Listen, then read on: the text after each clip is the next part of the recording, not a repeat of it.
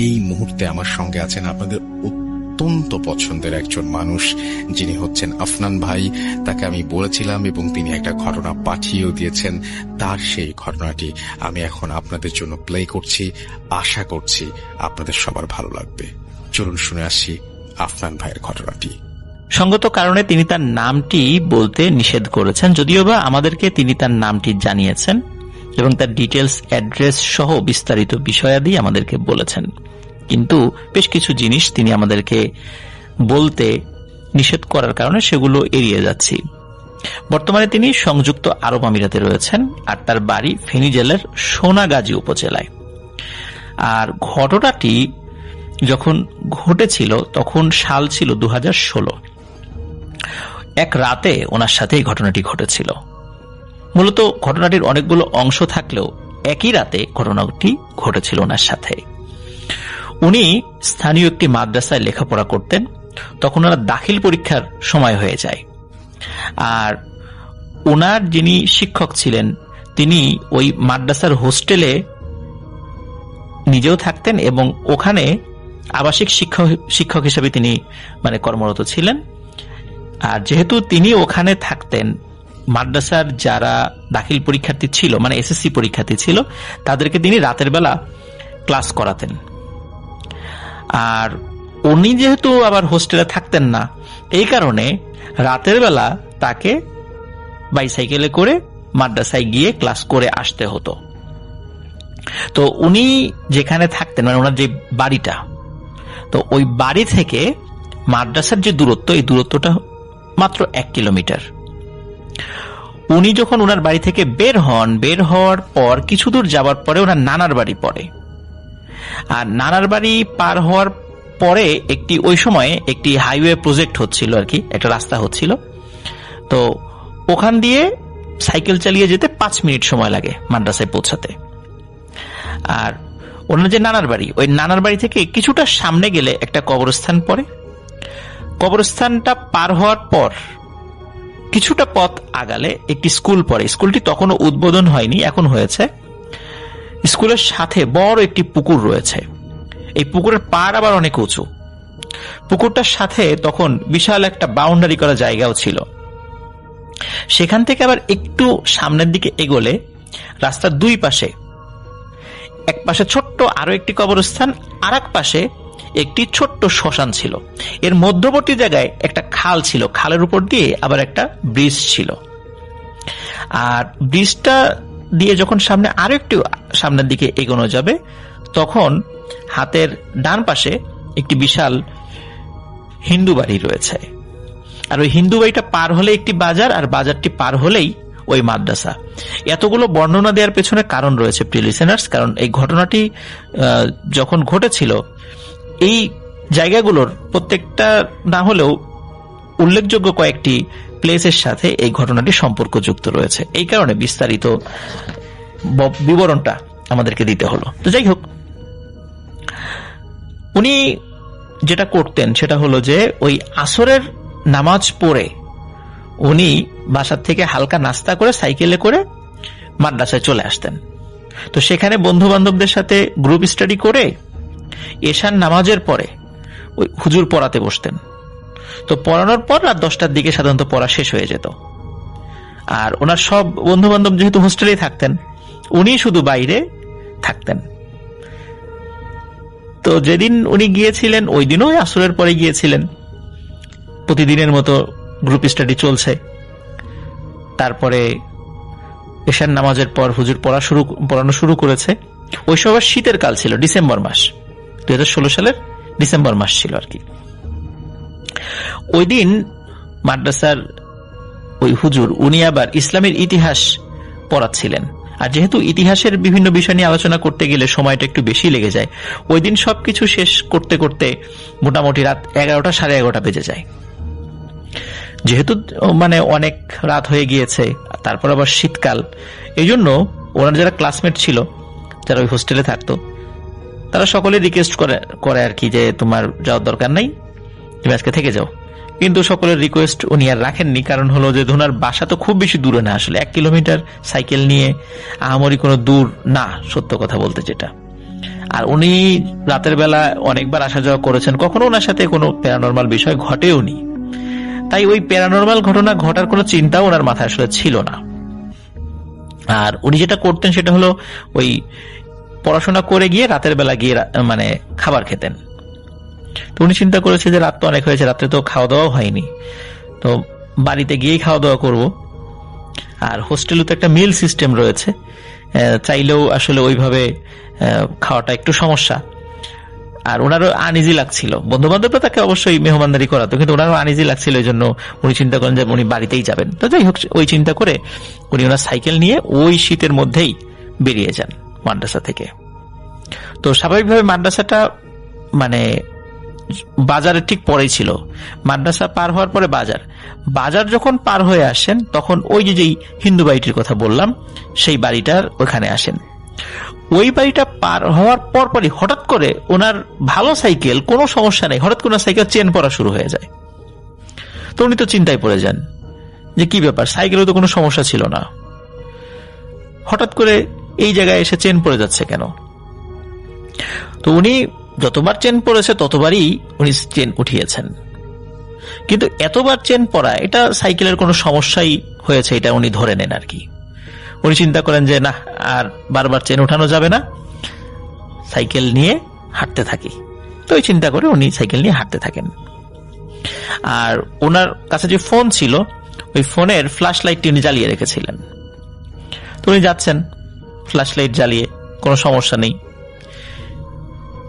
উনি খেয়াল করেন যে ওই সময় মানে যখন ওনার ফোন উনি ফ্ল্যাশ লাইট জ্বালিয়েছেন, মানে মাদ্রাসা থেকে যখন বের হন তখন ওনার ফোনে 90% চার্জ ছিল।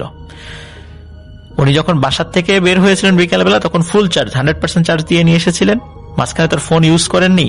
এবং মাদ্রাসা থেকে যখন বের হয়ে ফ্ল্যাশ লাইট জ্বালিয়েছেন তখন 90% চার্জ ছিল। খুব বড় জোর কয়েক মিনিট, 4-5 মিনিট হয়েছে আর কি সাইকেল চালিয়েছেন। এত তাড়াতাড়ি তো মোবাইলের চার্জ শেষ হওয়ার কথা না, ওনার ফোনটিও নতুন ফোন ছিল। কি হয়, ওনার ফোন হঠাৎ করে বন্ধ হয়ে যায়।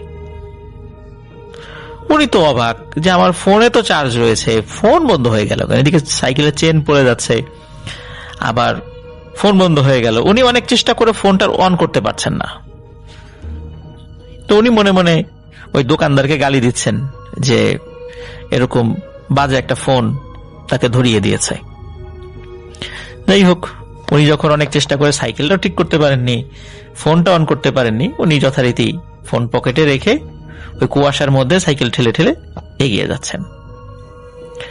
উনি যখন ওই যে ব্রিজটার কথা বললাম, যে ব্রিজের একটা ছোট্ট খালের উপরে একটা ব্রিজ ছিল, ব্রিজের এক পাশে ছোট্ট আরো একটি কবরস্থান এবং এক পাশে শ্মশান ছিল, ওই ব্রিজের কাছে যখন এসেছেন তখন দূরে লম্বা আকৃতির কিছু একটা অবয়ব উনি দেখতে পান। শুরুর দিকে উনি আসলে বুঝতে পারেননি, উনি মনে করছে বড় কোনো খাম্বা হবে, মানে পিলার হবে, কিন্তু ওই জায়গাটাতে উনি আগে কখনো পিলার দেখেননি। উনি চিন্তা করেন যে আগে দেখিনি, হয়তো বা যেহেতু কনস্ট্রাকশনের কাজ হচ্ছে পিলার বসাতেও পারে। উনি সামনের দিকে এগিয়ে যান।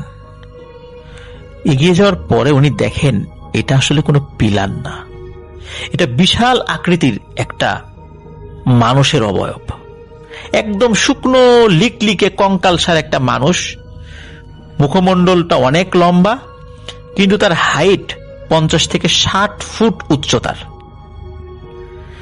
এই অবয়বটিকে দেখে ভীষণ রকমের ভয় পায় উনি, এবং ভয় পাওয়ার পর নিজেকে সামলানোর চেষ্টা করতে লাগলেন। যেহেতু উনি মাদ্রাসার স্টুডেন্ট ছিলেন, দোয়া কালাম জানতেন, তো উনি দোয়া কালাম পড়তে থাকেন। এবং উনি এটা জানতেন যে রাতের বেলা যদি এই ধরনের জিনিস হঠাৎ করে সামনে চলে আসে, যদি কেউ বেশি ভয় পায় তাহলে সমস্যা আরো বাড়ে, এবং ওই জিনিসটি মানে যে জিনিসটি সামনে চলে আসে সেই জিনিসটি আরো ভয় দেখানোর চেষ্টা করে। তো উনি দোয়া কালাম পড়তে থাকেন এবং জোরে জোরে দোয়া পড়তে থাকেন। অনেকক্ষণ ধরে দোয়া কালাম পড়ছেন, কিন্তু উনি দেখতে পান যে ওই অবয়বটি সামনের থেকে আর সরে না। ওদিকে ওই শ্মশানের পাশে একটা বাড়ি ছিল, তো মোটামুটি জোরে ডাক দিলে ওই বাড়ির লোকজন শুনতে পায়। তো উনি আবার কি করেন, জোরে জোরে ডাকাডাকি শুরু করেন, কিন্তু ওই বাড়ির লোকজন শুনতে পাচ্ছে। যেহেতু শীতের রাত, হয়তোবা তাড়াতাড়ি ঘুমিয়ে গিয়েছে, এই কারণে হয়তোবা সেখান থেকে কোনো সারা শব্দ আসছে না। এখন উনি যেটি করেন সেটি হলো সাহস করে ওই অবয়বটিকে জিজ্ঞেস করেন যে আপনি কে, আমার পথ আগলে দাঁড়িয়ে আছেন কেন? তখন ওই অবয়বটি বলে, অনেকদিন ধরে তোকে চোখে চোখে রাখছি, পাহারা দিচ্ছি, সুযোগ পাইনি, আজকে পেয়েছি তোকে, তো যা আমার পাশ দিয়ে চলে যা, সমস্যা কি তোর? তুই আমার পাশ দিয়ে যা, তারপর কি করার দরকার আমি তোকে করব। এই কথা বলার পর সে তো বুঝতে পেরেছে যে আজকে আমার অবস্থা খারাপ। সে আবার সাহস করে জিজ্ঞেস করে যে আপনি কেন আমার পথ আটকে দাঁড়িয়ে আছেন, আপনি কে? তখন সে উত্তর দেয়, আমার নাম নোরা, আমি এই শ্মশানেই থাকি, আজকে তোকে ছাড়ব না। তখন এই কথা শোনার পর স্বাভাবিকভাবে কি ফিলিংস হতে পারে প্রিয় লিসেনার্স, আপনারা তো বুঝতেই পারছেন। তখন তিনি যে কাজটি করেন, আসলে এরকম সাহস আমার বেলায় হলেও আমি এই ধরনের সাহস পেতাম কিনা সেই চিন্তাই আমি একবার করেছি এই ঘটনাটি যখন পড়ছিলাম। উনি যে কাজটি করেন সেটি হলো, এক হাতে তো সাইকেল রয়েছেই, উনি সাইকেল এক হাতে ধরে রেখে একটু নিচু হয়ে মাটি রাস্তা থেকে কিছু ধুলোবালি, যেহেতু কনস্ট্রাকশনের কাজ হচ্ছিল, রাস্তায় অনেক বালি ছিল, পায়ের নিচে অনেক বালি ছিল, এক মুঠো বালি তোলেন।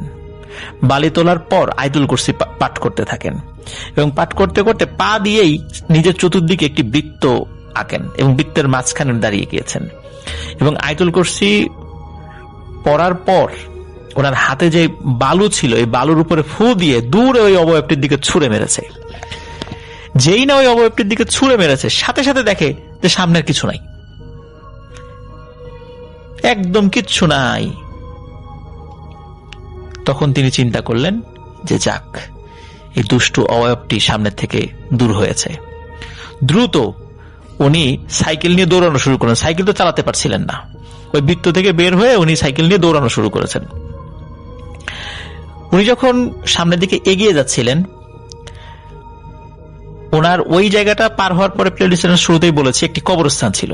ওই কবরস্থানের কাছাকাছি যখন এসেছেন তখন হঠাৎ করে উনি ফিল করছেন পেছন থেকে কেউ একজন হেঁটে হেঁটে আসছে। তখন প্রথমে নিজেকে একটু সামলিয়ে নেন এবং এটা উনি জানতেন যে রাতের বেলা পেছন থেকে যদি কোনো কিছু টের পাওয়া যায়, হেঁটে আসছে বা কেউ ডাক দেয়, কখনো ঘাড় ঘুরিয়ে দেখতে হয় না, পুরো শরীরকে ঘুরিয়ে দেখতে হয়। তো উনি নিজের পুরো শরীরকে এক হাতে সাইকেল ধরে রেখেছেন, পুরো শরীরকে ঘুরিয়ে দেখেন পেছনে কি। উনি যখন পেছন দিকে তাকিয়েছেন তখন দেখেন কুয়াশার মধ্যে কালো চাদর পরা কিছু একটা তার দিকে হেঁটে হেঁটে আসছে এবং যত কাছে আসছে তার চেহারাটা স্পষ্ট হচ্ছে। 15 থেকে 20 হাত যখন দূরে, তখন উনি ওই অবয়বটার মুখমণ্ডল দেখতে পান। প্রিয় লিসেনার্স, বলেছিলাম যে একটি স্কুল রয়েছে, ওই স্কুলটি তখন উদ্বোধন হয়নি, কিন্তু ওই স্কুলের ইলেকট্রিক সংযোগটা দেয়া হয়েছিল। দূরে যেই ওই স্কুলের যে আলো জ্বলছিল, বাতি, ওই বাতির আলোতে, হালকা আলোতে মূলত ওই অবয়বটির চেহারা দেখেছিলেন। তিনি দেখতে পান যে ওই অবয়বটির মুখমণ্ডল মনে হচ্ছে থেতলে গিয়েছে, কেউ আঘাত করতে করতে থেতলে দিয়েছে এবং মুখে মনে হচ্ছে কোনো মাংস নেই।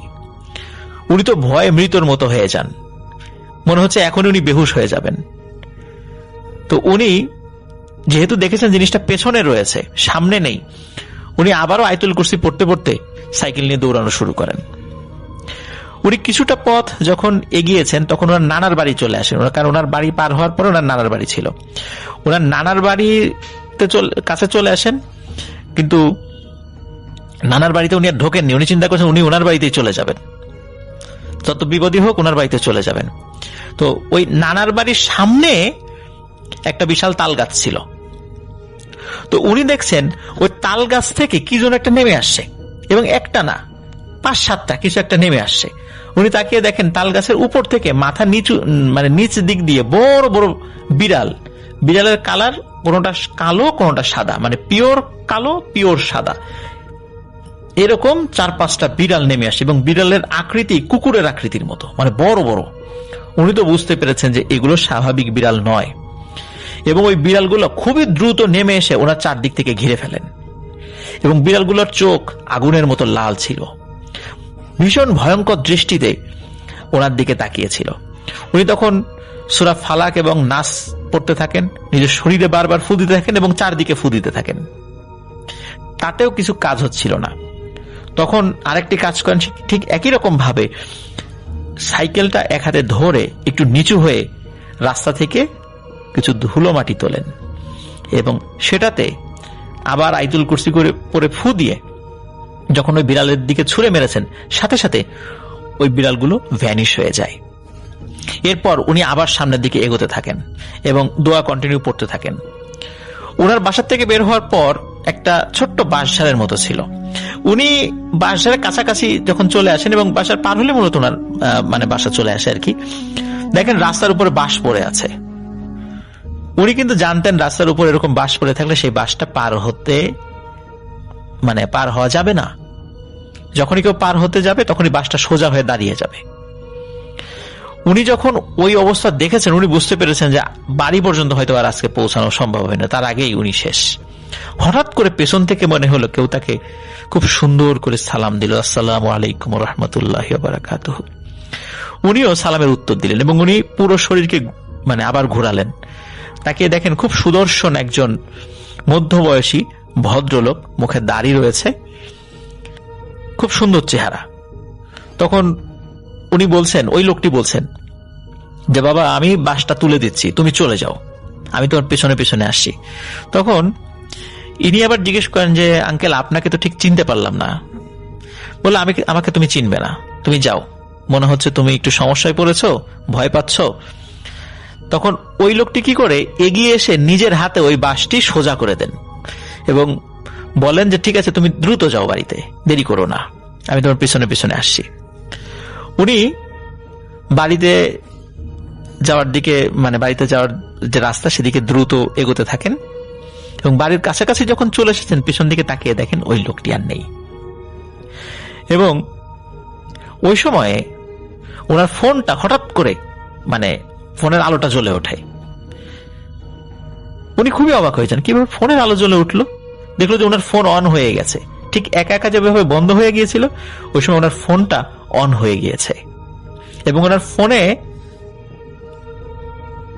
86% চার্জ রয়েছে। অবাক ব্যাপার, ফোনটা হঠাৎ করে বন্ধও হয়ে গেল, আবার বাড়ির কাছাকাছি এসে জ্বলেও গেল। আর এই যে এই মানুষটি আসলে যে মানুষ ছিল না, এটি উনি খুব ভালোভাবেই বুঝতে পেরেছিলেন। মানুষ বেশে কোনো ভালো পরহেজগার জিন ওনাকে সাহায্য করতে এগিয়ে এসেছিলেন। আমরা এরকম ঘটনা এর আগেও বলেছি এবং শুনেছিও। মাঝে মাঝে ভালো কোনো জিন মানুষের উপকারে এগিয়ে আসে। ভালো জিনগুলো যখন দেখে দুষ্টু জিনেরা কোনো মানুষকে ক্ষতি করার চেষ্টা করছে, তখন আল্লাহ তাআলার ইচ্ছাতেই এই ধরনের সাহায্যকারী আল্লাহ তাআলা পাঠিয়ে দেন এবং যাদের ওসিলায় অনেক সমস্যা থেকে আমরা নিষ্কৃতি পাই। কখনো কখনো তাদেরকে দেখা যায় না, অদৃশ্যভাবেই দুষ্টু জিনদেরকে তারা হটিয়ে দেন। এরকমই একটা ঘটনা তার সাথে ঘটেছিল। অসংখ্য ধন্যবাদ সুদূর সংযুক্ত আরব আমিরাত থেকে চমৎকার একটি ঘটনা আমাদেরকে পাঠানোর জন্য, যেটি ওনার নিজের সাথে ঘটেছিল 2016 সালে। তো প্রিয় লিসেনার্স, আশা করছি ঘটনাটি আপনাদের সকলের ভালো লেগেছে। থ্যাংক ইউ সো মাচ আপনার ঘটনার জন্য, আপনাকে অনেক ধন্যবাদ। এবং আমি এখন যেটা করব সেটা হচ্ছে চলে যাব সরাসরি আমাদের পরবর্তী যে অতিথি আছেন তার কাছে। আমার এক গ্রামবাসী চাচার কাছ থেকে শোনা ঘটনা, তার সাথেই ঘটে যাওয়া এটি একটি সত্য ঘটনা। আমার বাড়ি বরিশাল জেলার কীর্তনখোলা নদীর পাশে একটা গ্রামে। ছোটবেলা থেকে গ্রামেগঞ্জে থেকে মানুষ, ভূতের ভয় আমার তেমন একটা নেই। অনেকের মুখে শুনেছি সন্ধ্যার পরে কীর্তনখোলার পাশ দিয়ে হেঁটে গেলে নাকি অশরীরীদের দেখা পাওয়া যায় মাঝে মাঝে। আমি কখনো এসব বিশ্বাস করতাম না। সেবার মামার বাড়িতে গিয়েছিলাম একটা কাজে। এক পরিচিত চাচার মোটর নৌকায় করে আমি গিয়েছিলাম। বাসায় ফেরার পথে সন্ধ্যা হয়ে যায়। চাচার গঞ্জে কাজ ছিল দেখে আমাকে বাড়ি থেকে বেশ খানিকটা দূরে নামিয়ে দেয়। আমাকে জিজ্ঞেস করেছিলেন সমস্যা হবে নাকি। আমি বললাম যে না। চাচাকে বিদায় দিয়ে আমি বাড়ির পথে হাঁটতে লাগলাম। সন্ধ্যা নেমেছে চারপাশে, খুব দ্রুতই রাতের অন্ধকারে চারপাশ ঢেকে যাবে। আমার সাথে কোনো আলোও নেই, তবে বাড়ি খুব একটা দূরের পথ না। বাঁকা পথে গেলে 15 মিনিট, আর সোজা রাস্তা দিয়ে গেলে 25-30 মিনিটের মতো লাগবে। সেদিন বাংলাদেশের সাথে ইংল্যান্ডের খেলা ছিল, তাই আমি সময় বাঁচানোর জন্য বাঁকা পথ দিয়ে, আমরা যেটাকে বলি শর্ট রাস্তা, সেখান দিয়ে হাঁটা দিলাম। হনহন করে হাঁটছে, সবাই মনে হয় বাংলাদেশের খেলা দেখছে। কাউকেই দেখলাম না রাস্তায়। প্রায় 4-5 মিনিট হাঁটার পরে আমার পাশে একটা ঝোপের মধ্যে ধপ করে কি যেন একটা পড়ল। বলতে ভুলে গেছি যে শর্ট রাস্তাটা একটু জংলা টাইপ এলাকার মধ্য দিয়ে, চারপাশে ঝিঝি পোকার ডাক শোনা যাচ্ছে। আওয়াজটা শুনেই আমি থেমে গেলাম, অর্থাৎ ধূপ করে ঝোপের মধ্যে কিছু একটা পড়ল। সেই আওয়াজটা শুনে তিনি থেমে গেলেন। একদম চুপ করে আমি দাঁড়িয়ে রইলাম 20 সেকেন্ড মতো। কান খাড়া করে শোনার চেষ্টা করলাম যে আসলে কিসের আওয়াজ হলো, অর্থাৎ কি পড়ল, কিন্তু কোনো শব্দ হল না। আর আমি নাসরবান্দা আস্তে আস্তে আমি পা টিপে এগিয়ে গেলাম সেই ঝোপটার দিকে, অর্থাৎ যেখান থেকে শব্দটা হলো সেখানে এগিয়ে গেলাম।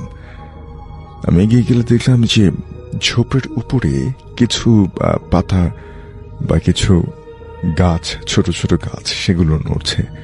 তখন আমি বুঝতে পারলাম যে এখানে কিছু একটা হয়তো আছে। অনেকেই ভাববেন যে আসলে আমার ভীষণ সাহস, কিন্তু আসলেই আমি অনেক সাহসী ছিলাম। একা হাতে আমি গভীর রাতে 2 জন চোর একসাথে ধরেছি। মনে রাখতে হবে যে এই চোররা কিন্তু অনেক সময় পালানোর জন্য অনেক ছুরি বা প্রাণঘাতী বিভিন্ন জিনিসও রেখে থাকে। তো এরকম 2 জন চোরকে আমি একাই একসাথে ধরেছি। ডর ভয় খুব কমই ছিল আমার। যাই হোক, আমি ঝোপের যে জায়গাটাতে পাতা নড়তে দেখলাম সেখানে দাঁড়িয়ে একটা উঁকি দিলাম। এরপরে আসলে আমি সেখানে চমকে গেলাম বলতে আমি অবাক হয়ে গেলাম যে ওই পাশে দেখলাম একটা সাদা কাপড় পরা মহিলা ঝুঁকে আছে কিছু একটার উপরে। একটা সাদা কাপড় পরা মহিলা একটা কিছুর উপরে ঝুঁকে আছে। দেখে মনে হলো কোনো 4 পেয়ে জানোয়ার। অন্ধকার হয়ে যাচ্ছে, দৃষ্টি একেবারে পরিষ্কার না। মহিলাটার পাশ থেকে একটা খচখচ আওয়াজ হচ্ছিল, হাড় ভাঙার আওয়াজ কানে এলো। কড়মড় করে কি যেন একটা খাচ্ছে। আমি আর সহ্য করতে পারলাম না। আমি জোরে একটা চিৎকার দিয়ে বললাম, ওইটা কেডা ওইখানে? সাথে সাথে পাই করে সে আমার দিকে ঘুরে তাকালো। সে মহিলাটা আমার দিকে ঘুরে গেল।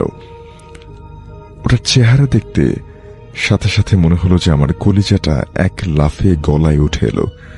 বহু কষ্টে নিজেকে আমি দাঁড় করে রাখলাম। মহিলার বয়স বুঝতে পারিনি, তবে সাদা চুল, সাদা কাপড় এবং সারা মুখে লেগে থাকা রক্ত এবং সামনে পড়ে থাকা একটা মাঝারি সাইজের গরুর মৃতদেহ দেখে আমার আর কিছুই বুঝতে বাকি রইল না। এরপর শুধু এতটুকু মনে আছে যে জ্ঞান হারাবার আগে জোরে কয়েকবার লা ইলাহা ইল্লাল্লাহু এবং আল্লাহু আকবার বলে আমি চিৎকার দিচ্ছিলাম যাতে ওই মহিলাটা সরে যায়, কিন্তু মহিলাটা চাচ্ছিল না। তখনও মহিলাটা চোখের পলকে মরা গরুটা রেখে আমার দিকে এগিয়ে এলো। এরপরে আর আমার কিছু মনে নেই। জ্ঞান ফেরার পরে আমি নিজেকে পেলাম আমাদের বাড়ির উঠানে। আমাদের এলাকার সব মুরব্বী এবং গঞ্জের সবচেয়ে বড় হুজুর আমার সামনে বসে আছে। ওনাদের কাছে শুনতে পাই যে রাতে রাস্তা দিয়ে ফেরার পথে আমাদের বাড়ির 3 জন লোক আমার চিৎকার শুনতে পায়। তারা চিৎকার শুনে দৌড়ে সেখানে যান এবং তারা গিয়ে যেটা দেখতে পান যে আমি অজ্ঞান অবস্থায় পড়ে আছি। এরপর আরো মানুষের সাহায্যে তারা আমাকে নিয়ে আসেন এবং আশ্চর্যের ব্যাপার যে ওই দিন আমার থেকে একটু দূরে একটা আধ খাওয়া গরুর মৃতদেহ পাওয়া যায়। গরুটার শরীরের বাকি অংশ পাওয়া গেলেও মাথা থেকে পেট পর্যন্ত সেখানে কিছু ছিল না, মানে খাওয়া অবস্থায় ছিল। অথচ আমি যখন সেই মহিলাকে দেখেছিলাম সেখানে ওই গরুটার উপর দিয়ে আছে, তখন সেই গরুটা একটা সম্পূর্ণ অবস্থায় ছিল, তার কিন্তু মাথা পেট সবকিছুই ছিল, তবে সেটা মৃত ছিল। এবং তার কয়েক সেকেন্ড পরেই হয়তো আমি চিৎকার দিয়েছি, এবং সে সময় গ্রামের লোকজন সেখানে গিয়ে আমাকে নিয়ে আসলো। তো তারপরেও তারা সেই গরুটাকে আর পুরো অবস্থায় পায়নি, তারা অর্ধেক খাওয়া অবস্থায় পেয়েছিল, যেটা এতটুকু সময়ের মধ্যে একটা আশ্চর্য ব্যাপার। এই মুহূর্তে আছেন আপনাদের সবার প্রিয় ডক্টর আলিফ, এবং যার ঘটনা আপনারা সবসময় শুনতে চান, শুনতে পছন্দ করেন, শুনতে ভালোবাসেন, এবং আমন্ত্রণ জানাচ্ছি আমাদের আজকের এই এপিসোডে ঘটনা শেয়ার করার জন্য। আমি যে ঘটনাটা শেয়ার করব সেটা আব্দুল হাকিম ভাইয়ের। এই আব্দুল হাকিম ভাই আমার নিজের এলাকার এক ছোট ভাইয়ের খালাতো ভাই। তো এই ঘটনায় আব্দুল হাকিম ভাইটা হচ্ছে নিজেই প্রত্যক্ষ করেন। এই ঘটনা শুরু হয় 1997 সালে, এবং তিনি সদ্য ঢাকা এসেছেন সপরিবারে। তার মেয়ে ছিল এবং তার ওয়াইফ ছিল আগে রাজশাহীতে বিয়ের পর। তো পুরো পরিবার নিয়ে তিনি ঢাকা চলে আসেন এবং থাকতেন রাজশাহীতে। তারা সবাই শিক্ষিত। তার ডাক নামটা বলছি না, কারণ আব্দুল হাকিমটাই বলছি, ডাক নামটা বললে হয়তো অনেকে চিনে যেতে পারে। তার স্ত্রীও মাস্টার্স করা, ঢাকায় এসে চাকরি খুঁজছিল এবং একটা সময় চাকরি পেয়েও যায়। তাদের বাচ্চাটার বয়স ছিল 6 বছর। তো ঢাকা যেদিন আসলো, তারা যাত্রাবাড়ির আশেপাশে একটা বাসায় ওঠে। সেই বাসাতেই মালপত্র গুছিয়ে সবাই টায়ার্ড হয়ে ঘুমিয়ে পড়ে। তো আব্দুল হাকিম ভাইয়ের অভ্যাস, ছোটবেলা থেকে তিনি ফজরের নামাজ জামাতের সহিত পড়তেন। তো ফজরের নামাজ পড়ে আসবার সময় ওই বাসায় ঢোকার আগে একটা বড় রাবার গাছ ছিল। সেই রাবার গাছের নিচে দূর থেকে তিনি দেখতে পান একজন নুয়ে বসে আছে একটা মানুষ। তিনি কাছে যেতে 5 ফিট ডিস্টেন্স থাকতেই তিনি দেখেন যে সেই মানুষটা হাওয়ায় মিশে যায়। তার চোখে দেখে পরিষ্কার একটা মানুষ হাওয়ায় চলে গেল। কিন্তু কিছুক্ষণ আগেও তো তিনি অবাক দৃষ্টিতে দেখলেন এই লোকটাকে, হঠাৎ করে চলে যাবে। তো তিনি অবাক হতে হতে বাসার দিকে রওনা হয়, এবং বাসার নিচে ঠিক উপরে ওঠার আগেই তিনি নিচের সিঁড়ির কামরায় সেই মানুষটাকে আবার দেখতে পান। তিনি দূর থেকে চিৎকার করতে বলেন, এই মেয়ে দাঁড়ান। তিনি দৌড়ে বাসার নিচ পর্যন্ত গিয়ে দেখেন আর নাই, লোকটা ভ্যানিশ হয়ে গেছে। তিনি বুঝতে থাকলেন এবং চিন্তা করতে থাকলেন এটা কি তার মনের ভুল কিনা। তার ওয়াইফ তাকে জানান আসলে কাহিনী, ওয়াইফকে জানান যে কাহিনী কি। তার ওয়াইফও বলে এটা মনের ভুল হবে, এটা নিয়ে বেশি ঘাটাঘাটি করো না, এসব যদি খারাপ কিছু হয় তাহলে আবার ঝামেলা হতে পারে। সেদিন তিনি অফিস থেকে রাতের বেলা বাসায় ফিরছিলেন, রাত তখন 10টা বাজে। ওই জায়গাটা প্রায় সময় খালি থাকতো, ওই রাবার গাছটার নিচে। তো তিনি সেই গাছের নিচে আসতেই দেখেন সেখানে শুধু রক্ত পড়ে আছে অনেক। আপনি রক্তটাকে ক্রস করে যেতে পারবেন না, আপনাকে পাড়া দিয়ে যেতে হবে। এবং কিছু মুরগির পা আশেপাশে ছড়িয়ে ছিটিয়ে আছে এবং পাখনা টাকনা। তিনি গুরুত্ব দেননি, মনে করেছিলেন হতে পারে আশেপাশে বড় বিয়ে শাদী আছে, তো মুরগি টুরগি কেটে গেছে, তো মুরগি কেটে গেলে রক্তটা পরিষ্কার করবে না। তিনি বকতে বকতে বাসায় ঢুকে যায়। তো সেদিন রাতে খাওয়া শেষ করে রাত 12টার দিকে তিনি শুয়ে পড়েন, এবং গভীর রাত হবে তখন তিনি একটা স্বপ্ন দেখেন। স্বপ্নে দেখেন যে তিনি একটা হসপিটালে গেছেন। সেই হসপিটালে তাকে বাইরে অপেক্ষা করতে বলা হয়েছে। তিনি সবাইকে জিজ্ঞেস করছেন, একে ওকে ধরছেন তার স্ত্রী সন্তান কি বেঁচে আছে কিনা। 3 জন কালো কুৎসিত বর্ণের লোক তার সামনে আসে। তারা অনেক লম্বা। তারা বলল, না, তারা বেঁচে নাই, তাদেরকে তুমি মেরে ফেলেছ। তিনি বললেন, আমি? তো তারা বলে, হ্যাঁ তুমি। এই নাও লাশ, এটা কাঁধে নেওয়ার লোক তুমি পাবা না, তোমাকে এটা একা নিতে হবে। তিনি আর কিছু মনে করতে পারেন নাই, পরে উঠে যান। ঘেমে আছে সারা শরীর। উঠে দেখেন রাত 2:50 মতো বাজে। তিনি উঠে বারান্দায় যায়, খুব ফ্রাস্ট্রেটেড হয়ে যায়। তিনি সিগারেট ধরায়। তিনি বুঝে উঠতে পারছিলেন না ঘটনা কি। তার সাথে তো ঘটছে, তার ওয়াইফ এবং তার বাচ্চার সাথে তো ঘটছে না। এদিকে তার মেয়ের সাথে তার বাসায় তার শাশুড়ি থাকা শুরু করে। তার ওয়াইফ যে চাকরি পেয়ে যায়, তার কারণে তাদের দুজনকেই বাইরে থাকতে হতো। তো তার শাশুড়ি তার মেয়েকে দেখভাল করতো আর কি। তার ওয়াইফ সেদিন খুব মারাত্মকভাবে রিক্সা থেকে পড়ে অ্যাক্সিডেন্ট হন। তিনি বাসায় এসে দেখেন তার ওয়াইফ অ্যাক্সিডেন্ট করে পায়ে ব্যান্ডেজ করা অবস্থায় বসে আছে। তিনি একের পর এক অবাক হতে থাকে। তার ওয়াইফের শরীর খারাপ। তার শাশুড়িও তাদের সাথে থাকা শুরু করে, কারণ তার ওয়াইফকেও দেখভাল করার লাগে, বাচ্চাকেও দেখভাল করার লাগে। তো সেদিন থেকে রমজান শুরু হয়। তো তারাবি নামাজ পড়ে আসার পর তিনি গাছের নিচ আসতেই দেখেন যে গাছের নিচে একটা চামড়া পড়ে আছে। তো খুব গন্ধ মনে হচ্ছিল যে কুরবানির সময় ঈদ যেরকম হলে, কুরবানি ঈদের সময় যেরকম গন্ধ থাকে পশু কুরবানির, সেই গন্ধটা আসছে। তিনি স্পষ্ট নাকে ফিল করেন, আশেপাশে দেখেন আসলে কাহিনী কি। প্রতিদিন এই গাছের নিচে আসলে তিনি কোনো না কোনো কিছু দেখতে পান। তিনি উপরে তাকান, গাছের উপরে তাকান, তিনি দেখেন ছাগলের কাটা মাথা ঝুলছে। ঠিক ওইটা দেখেই তার শরীর দেয়ালের সাথে আটকে যায়, এবং একটা দুইটা না, 4-5টা ছাগলের কাটা মাথা দেয়ালে গাছের পাতা ডালের সাথে ঝুলছে। তিনি জীবিত আছেন, তো তিনি ভয় পেয়ে যান। তিনি ওই পাশ দিয়ে ঠিক ওই মুহূর্তে একটা লোক যাচ্ছিলেন, তিনি তাকে ডাকেন, ভাই দেখেন তো এরকম কিছু দেখতে পান কিনা, দেখেন তো উপরে ছাগলের মাথা দেখতে পান কিনা, ভাই একটু হেল্প করেন। ওই লোকটা তার কথা না শুনে একটু বলে, এতটুকুই বলে যে বাড়ি যা। তিনি লোকটা এই কথা শুনে খুব ভয় পেয়ে যান, ঘাবড়ে যান। তিনি কোনো কথা না চিন্তা করে বাসায় দৌড় দেন। রাতের বেলা ফজরের নামাজ তিনি বাসাতেই পড়ে, এবং পরের দিন তারাবির নামাজ শেষ করে মসজিদের মুয়াজ্জিনকে বলে, আমি এই কাহিনী প্রায় সময় দেখছি, আপনি কি আমাকে একটু হেল্প করবেন, আমাকে বাসা পর্যন্ত আগায় দিবেন, তাহলে ওই গাছটাও দেখে গেলেন। ওই মুয়াজ্জিন তার সাথে সে বাসা পর্যন্ত আসে, কিন্তু কিছুই দেখে না। সেদিন রাতের বেলা তিনি আবারও স্বপ্ন দেখে, তুই এই এলাকা থেকে চলে যা, তাহলে বেঁচে যাবি। তিনি আর পরে কোনো কিছুই চিন্তা করে নাই, কোনো কিছুই ভাবে নেই। তিনি এই বাসাটা সাথে সাথে 1-2 মাসের মধ্যে ছেড়ে দেন। আর বাসা ছাড়ার আগ পর্যন্ত তিনি বাসাতেই নামাজ পড়তো, তিনি মসজিদে যে নামাজ পড়তে পারছিলেন না। আর বাসা ঢোকার সময় প্রায় সময় তিনি ওই গাছের নিচে ময়লা দেখতে পেত, প্রায় সময় ময়লা ছড়িয়ে ছিটিয়ে আছে। তো এই বাসাটার পরে তিনি জানে না কি হয়েছে, পরে বাসাটা ছেড়ে দেয়, এবং পরবর্তী সময় তিনি বাসা ছাড়ার সময় খবর নেন যে তারা এই বাসা ওঠার আগে 5-6 মাসে বাসাটা ভাড়া হচ্ছিল না, এবং কোনো মতেই কোনো ভাড়াটিয়া থাকছিল না। তো পরে তাদেরকে কম ভাড়ায় এই বাসাটা তাদেরকে দেওয়া হয়। তো ওই বাসাটা ছাড়ে এবং পাশের একটা এলাকায় তারা বাসা নেয়, একটু দূরেই বাসাটা নেন। সেখানে আসা যাওয়ার সময় শুরুতে প্রথমে ভয় লাগলো, পরে 4-5 মাস পরে তেমন আর একটা ভয় লাগে না, এবং তেমন কোনো প্রবলেম ফেস করে নাই। এবার ঘটনায় আসেন। এই ঘটনাটা এখান থেকে আরও আসবে। ওই রাবার গাছটা কেটে একটা বাড়ি তোলা হয়েছে। সেই বাড়ির ছাদে 5 তলার ভাড়াটিয়ারা থাকে না, এবং ভাড়াটিয়ারা নাকি প্রায় সময় যারা থাকতো তারা নাকি গোশত কাটার শব্দ পেত ছাদের উপর। যদিও আমি এটার অথেন্টিকেশন পাইনি, সেই জন্য আমি শেয়ার করছি না। এটার হয়তো কন্টিনিউয়েশন থাকবে আমাদের সামনের এপিসোডে। আমাদের আহমেদ বাবু আমাদের সঙ্গে আছেন, তারপরে আমরা নতুন অতিথিদের কাছে যাব।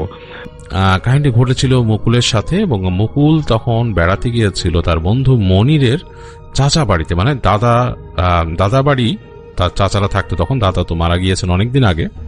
তো যাই হোক, মনিরের সাথে সে যখন যায় তার দাদা বাড়িতে, মনির তাকে বলেছিল যে তার দাদা বাড়ি খুব রহস্যময় একটা জায়গা, এবং তার দাদার আমল থেকেই সেই জায়গায় কিছু কিছু ব্যাপার ঘটে, ভৌতিক ব্যাপার স্যাপার ঘটে। এটাতে মুকুল বেশ ইন্টারেস্ট পেয়েছিল। মুকুল বলেছিল যে আসলে আমার কাছে ভৌতিক জিনিসগুলো খুব ভালো লাগে। তো মনির তাকে বলেছিল যে তোর ভালো লাগলেও ব্যাপারটা কিন্তু আসলে মোটেই সুখকর না। আমার দাদা বাড়িতে জিন আছে, এবং বিভিন্ন সময় আমার দাদা সেগুলো পালতো আর কি, এরকম কিছু জিন আছে, এবং সেই সব জিনের মধ্যে কিছু জিন আছে যেগুলো নাকি আমার দাদার অবাধ্য হয়ে গিয়েছিল, এবং অবাধ্য হওয়ার কারণে আমার দাদা তাদেরকে শাস্তি দিত। আমার দাদা বেশ কামেল ছিল, এবং পরবর্তীতে আমার দাদা মারা যাওয়ার পর তারা ছুটে যায়, এবং ছুটে যাওয়ার পরে বিভিন্ন রকমের উল্টাপাল্টা কাহিনী বাড়িতে করে।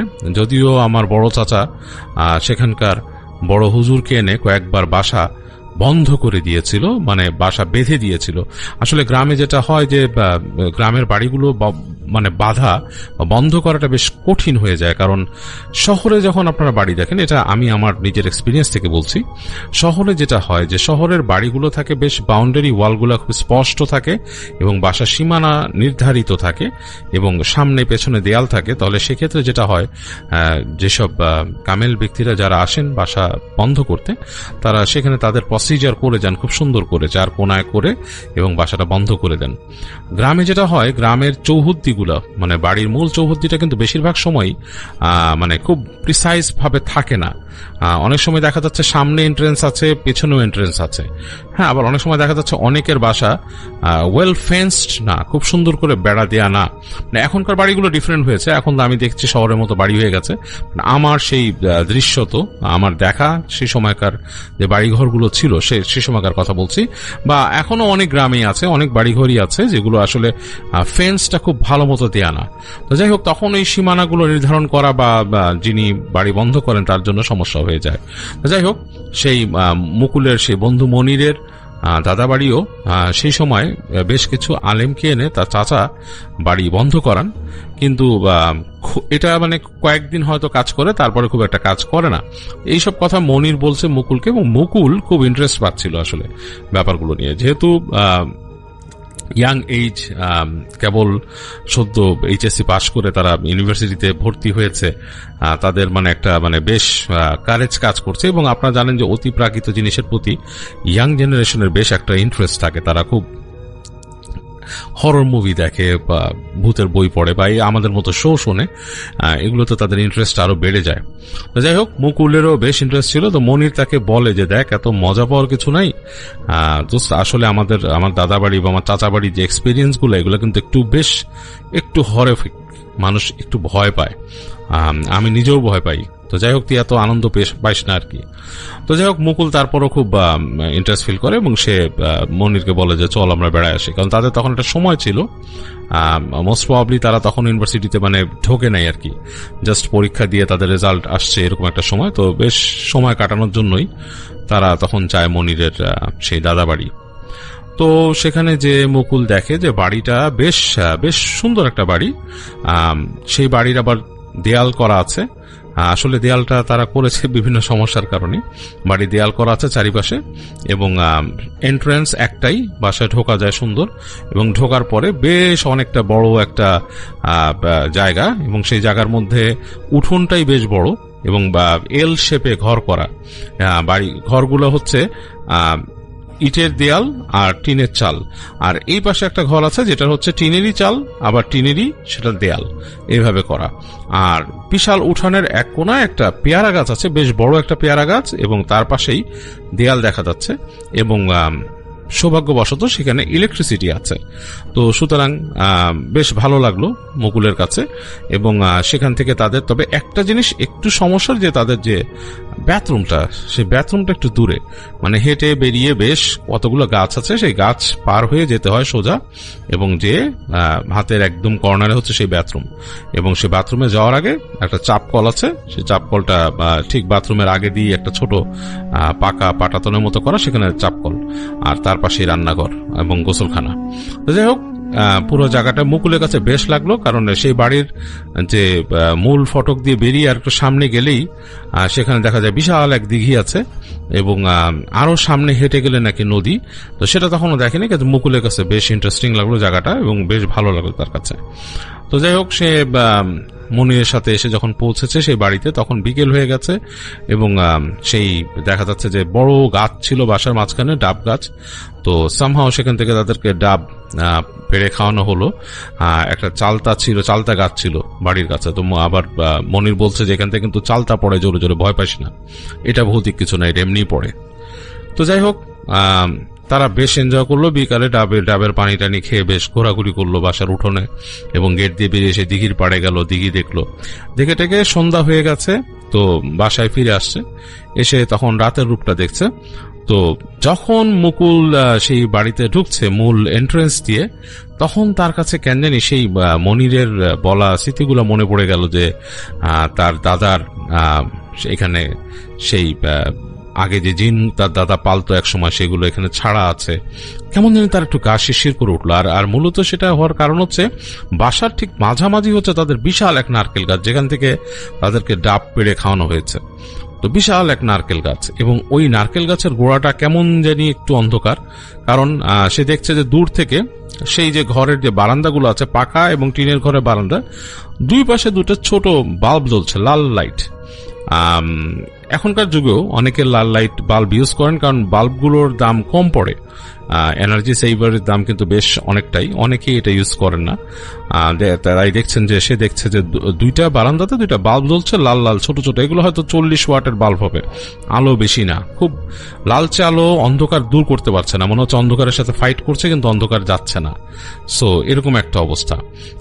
সেই বড় নারকেল গাছের গোড়াটা বেশ অন্ধকার হয়ে আছে, আর তারও ওদিকে সে যে দেখছে চাপ্পলের গোড়া বা বাথরুমের যে জায়গাটা যেখানে উঁচু করে বাথরুম করা, সেই জায়গাটা কেমন ভৌতিক লাগছে অন্ধকারে, এবং তার থেকে একটু দূরেই কিন্তু আবার বাউন্ডারি ওয়াল এবং মাঝখানে অনেকগুলো গাছ আছে কিন্তু। যাই হোক, এই জিনিসগুলো দেখে মুকুলের কাছে একটুখানি অস্বস্তি লাগলো, মনে হলো যে কেমন যেন একটু। এবং সে যখন নাকি তার মনে করলো যে এই যে জিন ভূতের কথা বলা হয়েছে, তো মনির তাকে বলতেছে যে কিরে তুই কি ভয় পাচ্ছিস নাকি বাড়িতে ঢুকে? বলে যে না দোস্ত, আসলে তুই যে বলছিলি এগুলো মনে পড়লো এই কারণে। যাই হোক, এই বলে তারা ঢুকলো, দেখলো যে তাদের থাকার ব্যবস্থা হয়েছে সেই যে টিনের ঘর আর টিনের মানে ছাদ এবং টিনের যে বেড়া দেয়া যে ঘরটা, সেখানে তাদের থাকতে হবে রাতে। তো এবং তাদের খাওয়া দাওয়ার জন্য টাকা হবে মাঝখানে। তো বুঝতে পারলো, তো যেগুলো মনির বুঝিয়ে বললো যে আসলে মেহমান আসলে এখানেই থাকে, আর আমার চাচা তো ওই পাশে পাকা ইসে থাকে, এবং আমাদের মেহমান যারা আসে বা আমরা আসলেই এখানেই থাকি।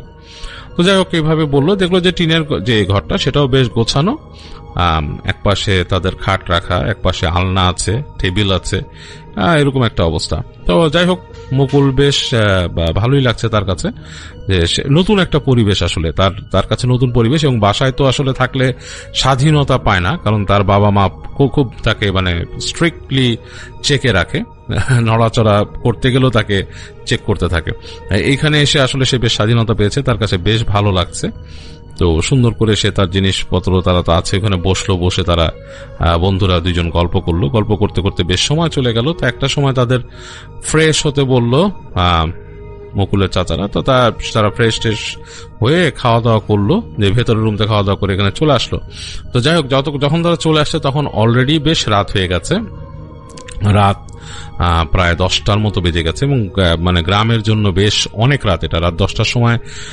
এখনকার আজ থেকে 5 বছর অবশ্য বেশি আগের সময় না, বাট তারপরও রাত 10টা গ্রামের জন্য বেশ সময়।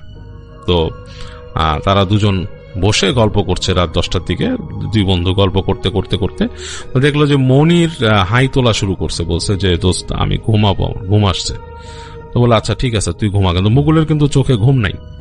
তো সে মনিরকে ঘুমাতে দিয়ে সে নিজে তার যে সেলফোন আছে, সেলফোন সে দেখছে, সেলফোনে ব্রাউজ করছে, সোশ্যাল মিডিয়াতে ঢুকছে, তার যে ফেসবুক অ্যাকাউন্ট অ্যান্ড আদার্স ঢুকছে, ঢুকে দেখছে ব্রাউজ করতে করতে। তো সে অনেকক্ষণ সময় পার করে ফেললো। তো প্রায় হয়ে গেছে, তখন প্রায় 2 ঘন্টার মতো হয়ে গেছে, এরকম একটা সময় চলে গেছে। তো একটা সময় সে দেখলো টুপ করে ইলেকট্রিসিটি চলে গেল।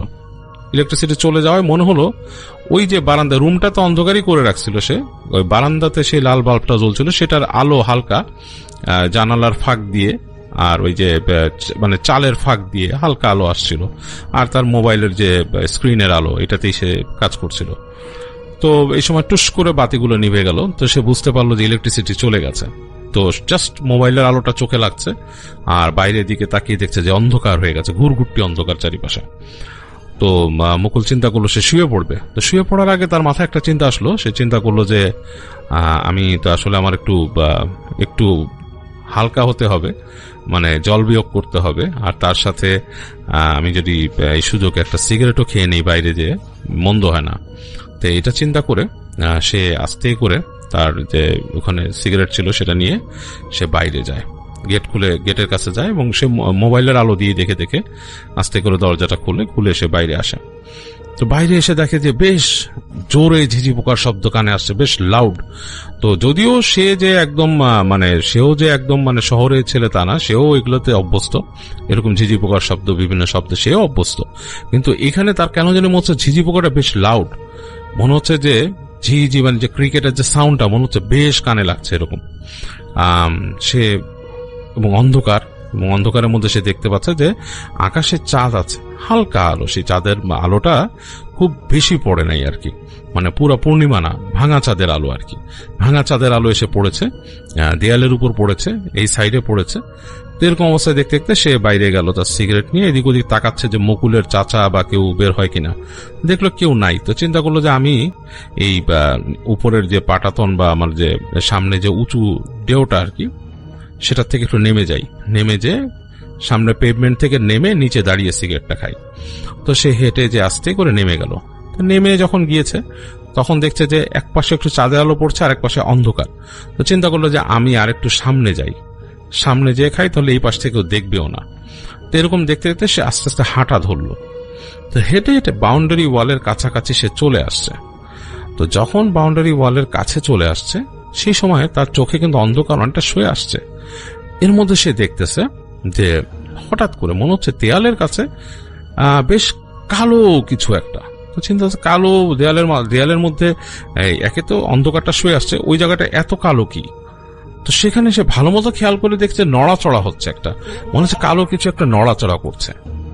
তো বেশ অবাক লাগলো তার কাছে যে কে নড়াচড়া করতেছে কালো। তো সে সিগারেটে জোরে টান দিল, তো টান দিলে তার মুখের কাছে আলোকিত হয়ে গেছে।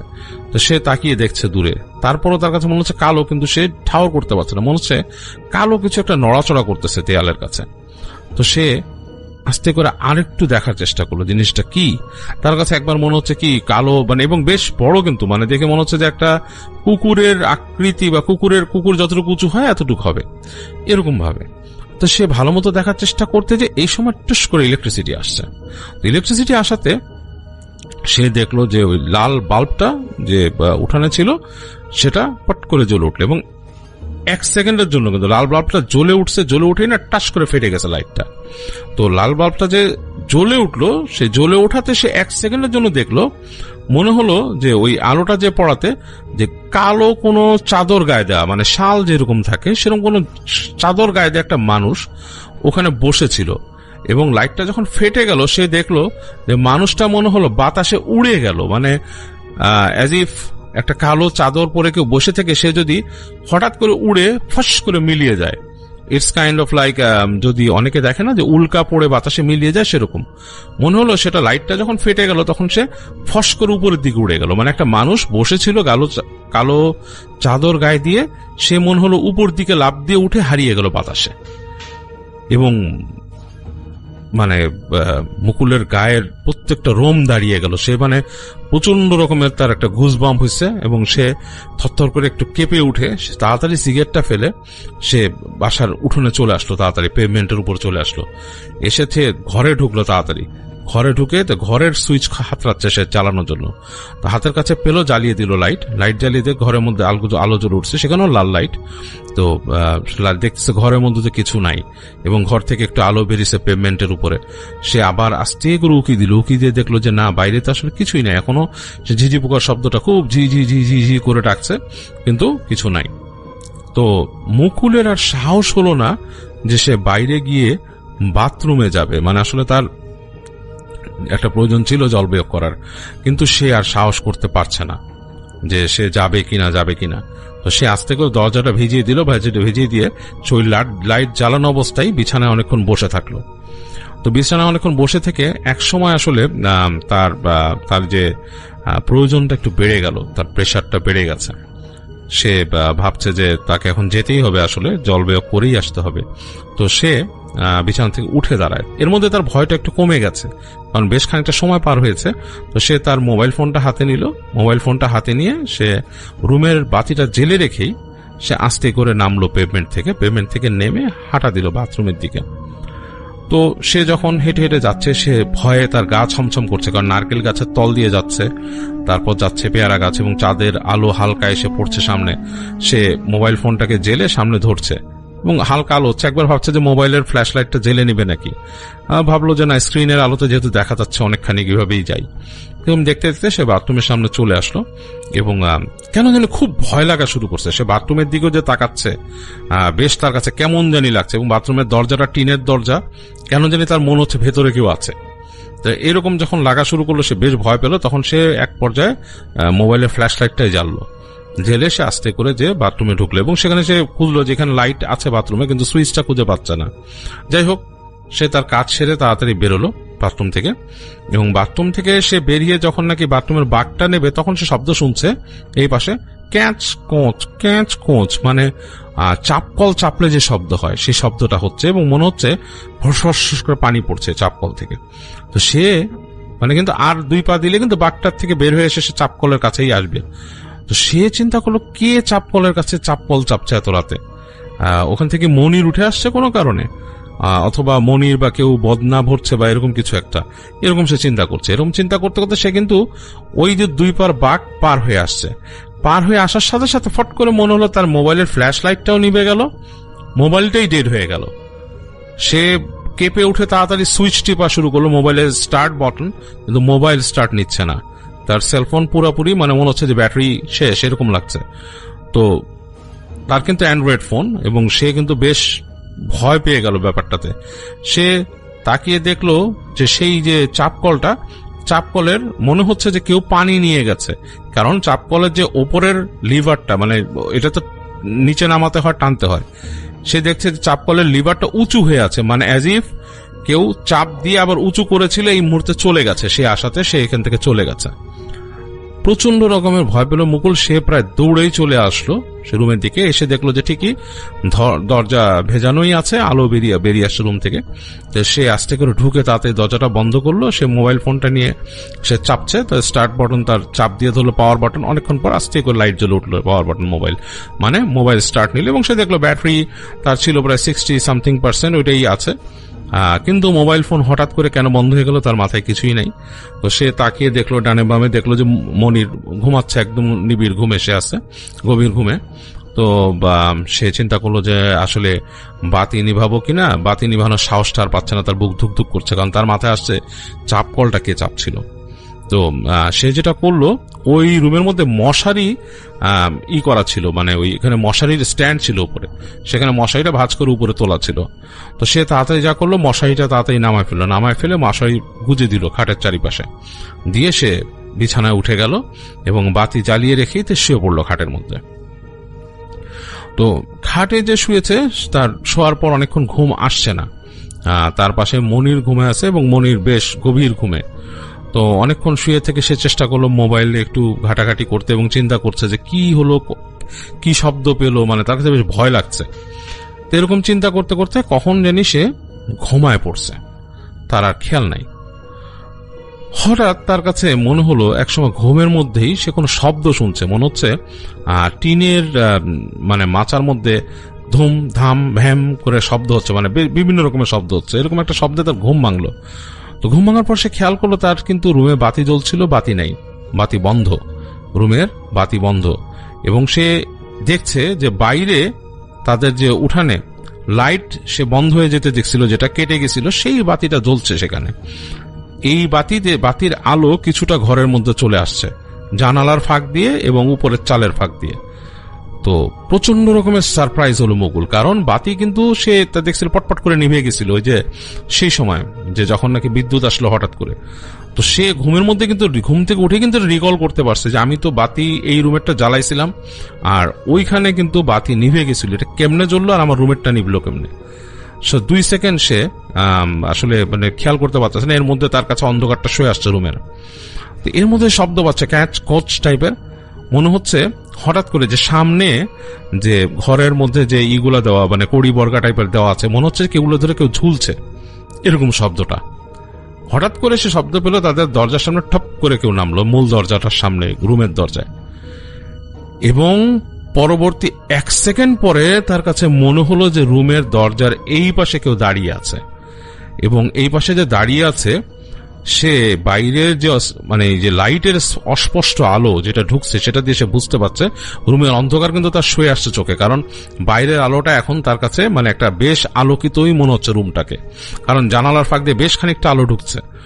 এর মধ্যে সে দেখতে পাচ্ছে যে একটা অবয়বটা একটা মানুষের মতো হবে, শীর্ণদেহী, মনে হচ্ছে কোনো হাত, চিকন চিকন হাত হবে 2টা, এবং চুল বুঝতে পারছে সে বেশ বড় চুল আছে মাথার মধ্যে, এবং সে বুঝতে পারছে এটা নারী। গ্রামে অনেক মহিলারা এক পেঁচে যেরকম শাড়ি পরে সেরকম শাড়ি পরা বোঝা যাচ্ছে, যে একটা এরকম শাড়ি কাপড় পরা, এরকম অবয়বটা বোঝা যাচ্ছে। এবং সে দেখলো মহিলাটা কি জানি বলতে বলতে ফ্যাক ফ্যাক করে কি কি বলতে বলতে 2টা লাফ দিয়ে তার মশারির কাছে চলে আসলো এবং উইদিন এ মিলি সেকেন্ড সে দেখলো তার মুখের সামনে একটা মুখ চলে আসছে এবং মুখটা এত বড়, প্রায় 1 হাতের মতো লম্বা একটা মুখ। এবং সে মুখটাকে সে বুঝতে পারলো কিভাবে, সেই যে আলো আসে জানলার ফাঁক দিয়ে এবং সেই যে আলোতে বেশ খানিকটা দেখা যাচ্ছে মুখের একটা পাশ, বেশ কোচকানো চামড়ার একটা মহিলার মুখ। মহিলার বয়স হয়তো হবে 60-65 এরকম এজ, চুলগুলো পুরা উস্কো খুস্কো এবং চোখগুলো বড় বড় এরকম বড় বড় চোখ এবং চোখটা কাইন্ড অফ হলদেটে টাইপের। এবং তাকিয়ে তাকে কি জানি বললো, মুখটা হা করে, এবং সে দাঁতগুলো দেখতে পাচ্ছে লাল ঠোঁটের মধ্যে বড় বড় দাঁত, এরকম বড় বড় সাদা সাদা দাঁত। তাকে কি জানি একটা বলল এবং হাতটা মশারির মধ্যে রাখছে। তো আর কিছু সে মনে নাই। মুকুল আসলে প্যাস আউট হয়ে গেছে, ওই সময় বেহুশ হয়ে গেছে, তার আর কিচ্ছু খেয়াল নাই। যাই হোক, মুকুলের পরদিন ঘুম ভাঙছে সকালে। তখন তাকে তার বন্ধু মনির ডাকতেছে, সে দেখছে এবং মুকুল উঠলো। ওঠার পর মনির দেখলো যে তার নাকি গায়ে অনেক টেম্পারেচার, জ্বর। মনির বলল যে আসলে কোনো কিছু একটা হয়েছে, তুই কি ভয় পাইছিস রাত্রেবেলা? তোরে এতক্ষণ ধরে ডাকতেছিস, তুই উঠিস না কেন?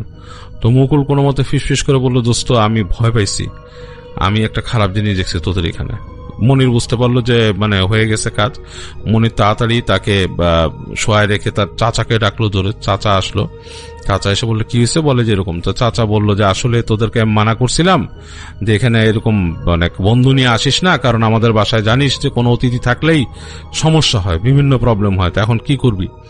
তো বলে যে ওর তো জ্বর আসছে। তো বলে যে তুই এখন কি ডাক্তার ডাকবি? এখানে ডাক্তার তো ভালো নাই, যেটা ভালো মনে করিস কর। তো যাই সেই অবস্থায় মুকুলকে নিয়ে মনির ওই দিন রওনা দেয়। মুকুলের গায়ে তখন ভালো টেম্পারেচার, জ্বর আসছে। তাকে নিয়ে সে মুকুলদের বাড়িতে চলে আসে। ওখানে আসার পর মুকুলের বাবার কাছে নিয়ে মনির মুকুলকে বলে, মুকুলের বাবাকে, যে আঙ্কেল ও রাত্রেবেলা ভয় পাইছিল আমার দাদা বাড়িতে, আসলে সত্যি কথা সেখানে জিন আছে এরকম। তো মুকুলের বাবা তো সিরিয়াসলি ধমক টমক দেয় মনিরকে যে নিয়ে গেছো কেন আমার ছেলেকে, এই সে হ্যান ত্যান। তো যাই হোক, মুকুল এরপর থেকে ওই দিন তার জ্বর আস্তে আস্তে ভালো হয়, কিন্তু সে প্রচন্ড রকম ভয় পেত রাতের বেলা এবং অনেক উল্টাপাল্টা জিনিস দেখতো এবং তাকে বোবায় ধরতো, প্রায় বোবায় ধরতো রাতের বেলা। এবং সেই বোবায় ধরাটাও ভয়ঙ্কর ছিল। সেই বোবায় ধরাটা এরকম ছিল, তার কাছে মনে হতো হঠাৎ করে ঘুমের থেকে তো ঘুম ভাঙতো, দেখতো যে তার পায়ের কাছে কিছু একটা বসে আছে এবং সেই মহিলার অবয়বের মতো, এবং হয়তো 1 থেকে 2টা লাফে তার উপরে এসে পড়তো, তার মানে সে একদম ফ্রিজ হয়ে যেত। অনেক চেষ্টা করতো দোয়া পড়ার এবং সে দোয়া মুখ দিয়ে আসতো না। এরকম অনেক সময় অনেক কষ্টে তার মানে ভেঙে যেত এবং মুকুল এত ভয় পাওয়া শুরু করে যে সে তার ছোট ভাইকে নিয়ে ঘুমাইতো এরপরে। তো মুকুলের বাবা পরবর্তীতে সেখানকার কাছে একজন মৌলানা সাহেবের কাছে তাকে নিয়ে যায় এবং সে মৌলানা সাহেব তাকে দোয়া করে দেয় এবং তাকে অনেক মানে দোয়া করে দেয়, পানি পড়া দেয় এবং তাকে বিভিন্ন দোয়া শিখায়, বলে যেগুলো পড়তে হবে, নামাজ পড়তে বলে, 5 ওয়াক্ত নামাজ পড়তে পারে। তো মুকুল তো আসলে সম্পূর্ণ এটা পারতো না ঠিক মতো, তো তারপরও তাকে বলে যে এটা না করলে কিন্তু সমস্যায় পড়বা, এবং তাকে বলে যে আপনাকে একটা ভালো সময়, মুকুলের বাবাকে বলে যে ভালো সময় একটা এক্সারসাইজের ব্যবস্থা করতে হবে, আমি কোনো একদিন জুমার পরে এসে ওকে একটা মানে ওকে এটা করব।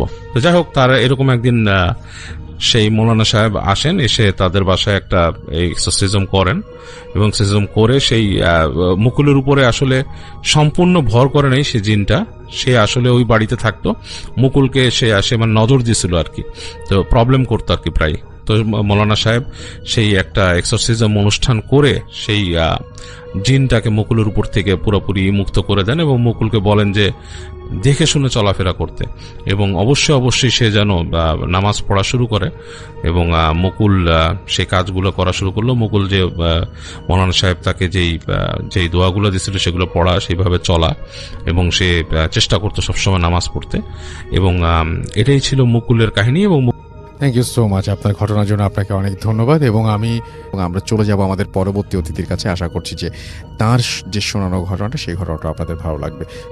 আসসালামু আলাইকুম রাসেল ভাই, আমি আশা করছি আপনি ভালো আছেন এবং আমি জানি যে আপনি সব সময় ভালো দলেই থাকেন।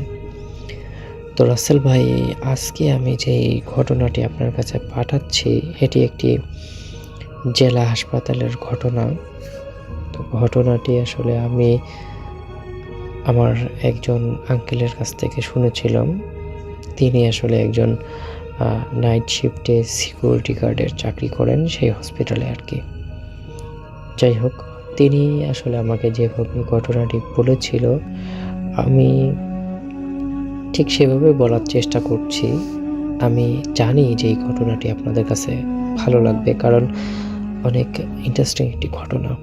তো আমি কথা না বাড়িয়ে সরাসরি ঘটনায় চলে যাচ্ছি। আমার যে চাচা আছে উনি নাইট শিফটে সবসময় কাজ করেন। তো তার কাজ শুধুমাত্র রাতের বেলা সব ফ্লোরে ঘুরে দেখা, সব কিছু ঠিকঠাক আছে কিনা, কারো কোনো সমস্যা কিনা, এই জিনিসটা দেখা। তো উনি সচরাচর মানে রাত 8টা থেকে হসপিটালের দিকে যান আর কি। তো সেদিন একটু লেটে গেছেন, যাওয়ার পর উনি ওনার কাজটা ছেড়ে টহল দিচ্ছে আর কি। তো একদিনের কাহিনী আমাকে বলছেন, সেই দিন রাত 2টা বাজে, হাসপাতালে একদম চুপচাপ, শুধু কোথাও কোথাও মেশিনের বিপ বিপ শব্দ শোনা যায়। সেই দিন হাসপাতালে তেমন রোগীও ছিল না, হাতে গোনা কয়েকজন আর কি। যাই হোক, ওই হসপিটালের ভবনটা ছিল প্রায় 8 তলা বিশিষ্ট। তো তিনি 3য় তলায় উঠলেন আর কি। তখন দেখলেন ওটা ছিল একটা 3য় তলাটা একটা পুরোনো ওয়ার্ড ছিল, এখন আর ব্যবহার করা হয় না, কারণ উপরে অনেক ওয়ার্ড আছে, সেগুলো এখন কাজে লাগায় আর কি। যাই হোক, তিনি যখন ওই 3 নম্বর ওয়ার্ডে গেলেন তখন দেখলেন যে করিডোরের শেষ মাথায় একটা ছোট মেয়ে দাঁড়িয়ে আছে, সাদা স্কুল ড্রেস পরা, মাথা নিচু করে কি যেন বিড়বিড় করে বলছে। চাচা খানিকটা অবাক হয়ে যায়, এত রাতে এত ছোট একটা বাচ্চা এখানে কি করছে, তাও আবার পুরনো ওয়ার্ডে, এখানে তো কেউ থাকার কথা না, এখানে এই মেয়েটা আসলো কিভাবে? তিনি একটু অবাক হলেন। তারপর হয়তো তিনি ভাবলেন যে হয়তো মেয়েটা পথ ভুলা খেয়ে এখানে এসে গেছে, বা তার অন্য কোথাও আত্মীয় আছে। যাই হোক, তিনি ধীরে ধীরে তার কাছে গেলেন এবং বললেন, এই তুমি এখানে কি করছো, এখানে কিভাবে আসলে, তোমার নাম কি, তোমার বাসা কি? অনেক প্রশ্ন করা শুরু করলো। সে কোনো উত্তর দিল না, শুধু ধীরে ধীরে ঘুরে হাঁটা শুরু করলো। আমার চাচার কথার কোনো গুরুত্ব না দিয়ে সে তার মতো হাসা করা শুরু করলো। তারপর চাচা বললেন, এই থামো, কোথায় যাচ্ছ, থামো। মেয়েটা না থামবে তো দূরের কথা, কোনো না তাকিয়ে সে তার মতো হাঁটতেই থাকলো। তারপর চাচা তার পিছনে যেতে লাগলেন, তাকে আটকানোর জন্য। তারপর সে করিডোর পেরিয়ে একটা পুরনো কেবিনের সামনে থামলো। দরজাটা অল্প একটু খোলা, সে ভিতরে ঢুকলো। তারপর চাচা যেটা দেখলেন সেটা খুবই একটা ভয়ানক দৃশ্য। তিনি দেখলেন যে রুমটা একদম খালি, কেউ নেই, একদম কোনো কিছুই নেই। ঠিক তখনই তার পিছনে একটা টুকটুক শব্দ আসছে, এমন একটা শব্দ মনে হচ্ছে যে রক্ত টুকটুক করে করিডোরে পড়ছে। তারপর উনি আর কি পিছনে তাকিয়ে দেখেন যে পানি আসছে ছাদের দিক থেকে, উপরে যে ছাদ আছে সেই ছাদ থেকে পানি পড়ছে, আর সেই পানি একদম নিচে, পানিটা যে পড়ছে নিচে, সেই নিচে আবার ওই ছোট মেয়েটি দাঁড়িয়ে আছে। এবার সে বরাবর চাচার দিকে তাকিয়ে অদ্ভুত দুটা চোখ করে এমন একটা মায়াবীভাবে তাকিয়ে আছে, সে মনে হচ্ছে যে সে কিছু বলতে চায়। তারপর চাচা তাকে বললেন যে তুমি কি কিছু বলতে চাও? তারপর সে খুব ধীরে বলল, আমার বেডটা কোথায়, আমার বেডটা কোথায়। এমন কথা শুনতে আমার চাচার শরীরটা কেঁপে উঠল, কারণ তিনি তো জানেন না, তিনি এবার ভেবেই নিলেন যে এই মেয়েটা হারিয়ে গেছে। তারপর আমার চাচা সেই মেয়েটাকে জিজ্ঞাসা করলেন, তোমার নাম কি? সে কোনো উত্তর দিল না, শুধু হাত তুলে করিডোরের প্রথম দিকের শেষে একটা দরজা বন্ধ করা সেই দরজাটার দিকে আঙ্গুল ইশারা করলো। আমি না চাইতেও সেখানে হাঁটতে লাগলাম। দরজাটা একদম বদ্ধ ছিল, কিন্তু কোনো তালা ছিল না। আমার চাচা ধীরে ধীরে দরজাটি খুলে ভিতরে ঢুকলেন। দেখলেন একটা পুরনো বেড, আর তার উপরে পড়ে আছে একটা পুরনো রোগীর ফাইল। ফাইলটা খুলে দেখলেন একটা ছবি। ছবিটি দেখেই চাচা অবাক হয়ে গেলেন, কারণ সেই যে ছবিটা ছিল, সেই ছবিটা ছিল নিচের সেই মেয়েটির ছবি। রোগীর নাম অজ্ঞাত মেয়ে, অবস্থা মৃত, স্থান তৃতীয় কলা, কেবিন নাম্বার 312, তারিখ আজকে থেকে 5 বছর আগের। এটা দেখার পর আমার চাচা পুরো কাঁপতে শুরু করলো। ঠিক তখনই তার কানের কাছে খুব ধীরে ধীরে একটা কণ্ঠ বাজতে লাগলো, আমি তো এখানেই আছি। তারপর আমার চাচা ধীরে ধীরে যখন পিছনে তাকালেন, দেখলেন কেউ নেই, কোনো কিছুই নেই। দরজাটা যেন আবার বন্ধ হয়ে আছে। এরপর আমার চাচা এক দৌড়ে একদম হসপিটালের নিচে চলে আসেন এবং সেই রাতেই হসপিটালের চাকরি বাদ দিয়ে তিনি এখন গ্রামের তার যে জমি জমা আছে সেই জমি জমাগুলো দেখাশোনা করেন। তো রাসেল ভাই, এই ছিল ঘটনা। আমি আশা করছি যে ঘটনাটি ভালো লেগেছে। যদি ভালো লাগে তাহলে শেয়ার করবেন। ভালো থাকবেন, সুস্থ থাকবেন। নতুন আমি আরও অনেক ঘটনা আপনাকে পাঠাবো, সেই আশাবাদ ব্যক্ত রেখে শেষ করছি। আল্লাহ হাফেজ। Thank you so much. আপনার ঘটনার জন্য আপনাকে অনেক ধন্যবাদ। এবং আমি আরও একটা ঘটনায় চলে যাব আমরা, এবং এই ঘটনাটা একটা অডিও ক্লিপ। চলুন শুনে আসি অডিও ক্লিপটি। আশা করছি এই অডিও ক্লিপটিও আপনাদেরকে অনেক অনেক আনন্দ দেবে। চলুন শুনে আসি। তো শুরুতেই আজকে যার ঘটনা আমি শেয়ার করছি, তিনি বর্তমানে সৌদি আরব থাকেন।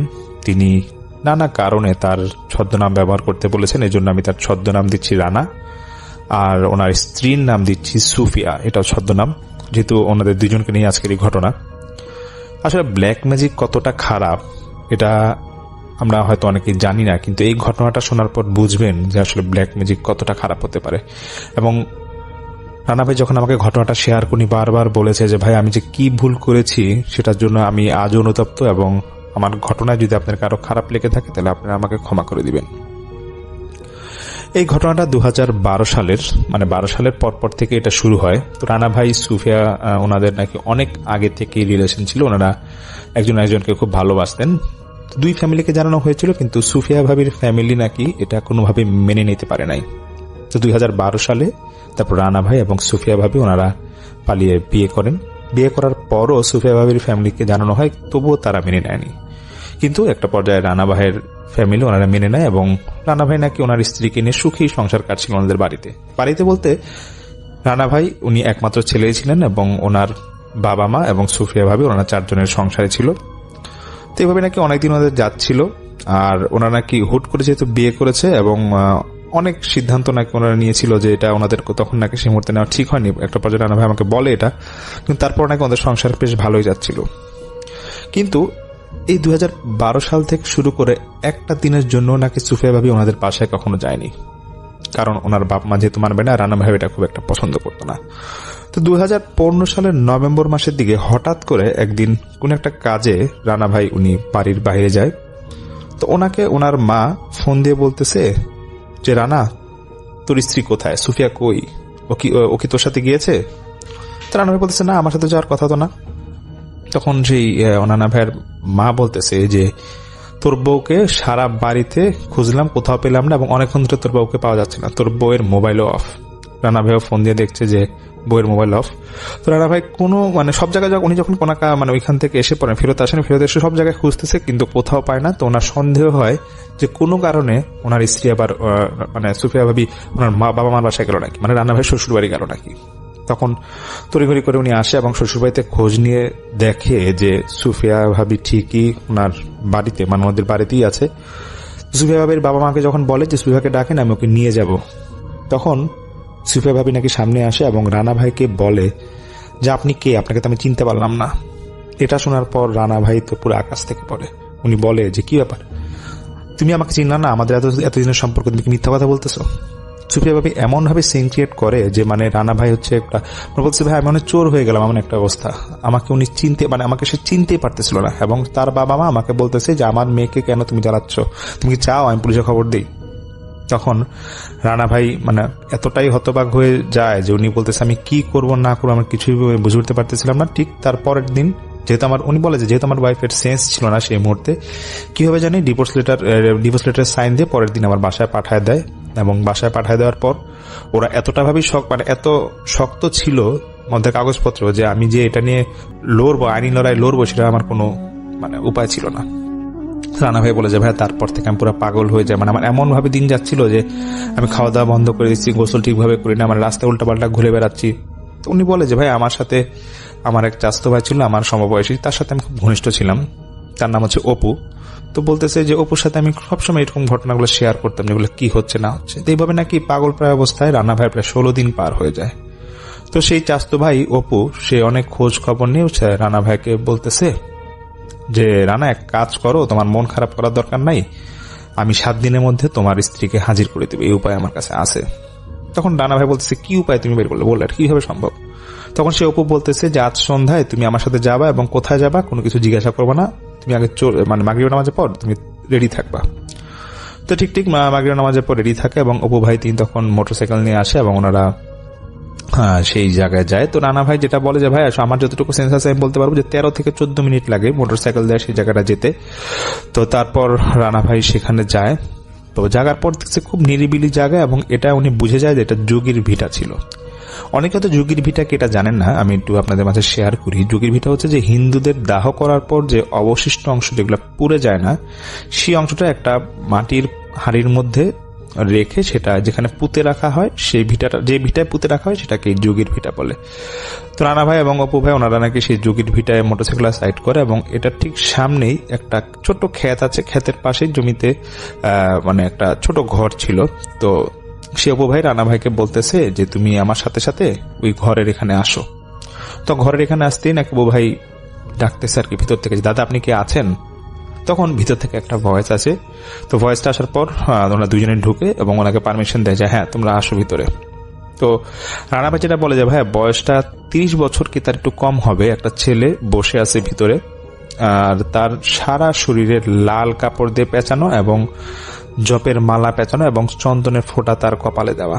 তো এটা দেখার পর তখন পরিচয় করা দেয়, অপু ভাই রানা ভাইয়ের সাথে সেই লোকের পরিচয় করা দেয়। তো তারপরে রানা ভাই তার সম্পূর্ণ ঘটনা বলে যে ওনার স্ত্রীর সাথে ওনার কি হয়েছে এবং সেই লোক বলে যে ঠিক আছে তুমি তোমার স্ত্রীর নাম তোমার বাবা মায়ের নাম একটা কাগজে লিখে দাও। তো সেই মুহূর্তে রানা ভাই নাকি সেই কাগজে লিখে দেয় এবং কাগজটা সেই লোকটার সামনে রাখা হয় এবং লোকটা জানি কি মন্ত্র পড়ে ফু দেয়, সঙ্গে সঙ্গে কাগজে আগুন ধরে যায়।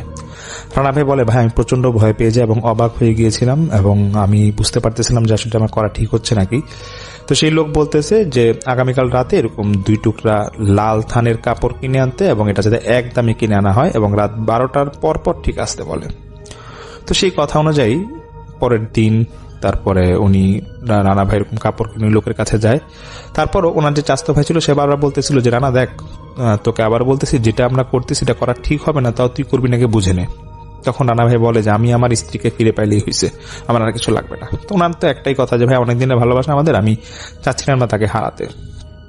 পরের দিন ওনারা রাত 12টার পর যায় সেখানে এবং ওনারা 3 জন অপু ভাই রানা ভাই এবং সেই যে লোক ছিলেন তিনি একটা শ্মশানে যায়। আশেপাশে মনে কোনো শ্মশান ছিল। তো শ্মশানে যাওয়ার পর অপু ভাই নাকি শ্মশানের ঠিক পাশেই গেটে সেখানে দাঁড়ানো ছিল এবং রানা ভাই বলে যে ভাই আমার মনে একটাই কথা, আমার মধ্যে খুব একটা ভয়ভীতি কাজ করতেছিল না, কারণ আমার স্ত্রীকে আমার দরকার ছিল এবং আমি তখন সেই লোকটার সাথে ভিতরে যাই।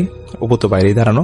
তো ভিতরে যাওয়ার পর শ্মশানের কাছাকাছি বা মধ্যবর্তী কোনো একটা জায়গা হবে, সেখানে আমার যতটুকু মনে আছে আমি বসেছিলাম, আমার ঠিক সামনাসামনি সেই লোকটা বসেছিল এবং আমার সারা শরীর খালি গায়ে থাকার পর আমাকে ঠিক তার মতো সাজিয়ে দেওয়া হলো লাল কাপড় দিয়ে এবং এক টুকরা লাল কাপড় পুরোটা শরীরে পেঁচালাম, হাতে কিছু জপের মালা আমাকে দেওয়া হলো এবং দুজনেই আমরা মুখামুখি বসে চোখ বন্ধ করে থাকি এবং সেই লোকটা অনেক জোরে জোরে মন্ত্র পড়তেছিল এবং মন্ত্র পড়ার একটা পর্যায়ে লোকটা বলতেছে যে ঠিক আছে, মন্ত্র পড়া আজকের মতো শেষ, এরকম আমাদের 7 দিন একই সময় আসতে হবে, তুমি আসবা।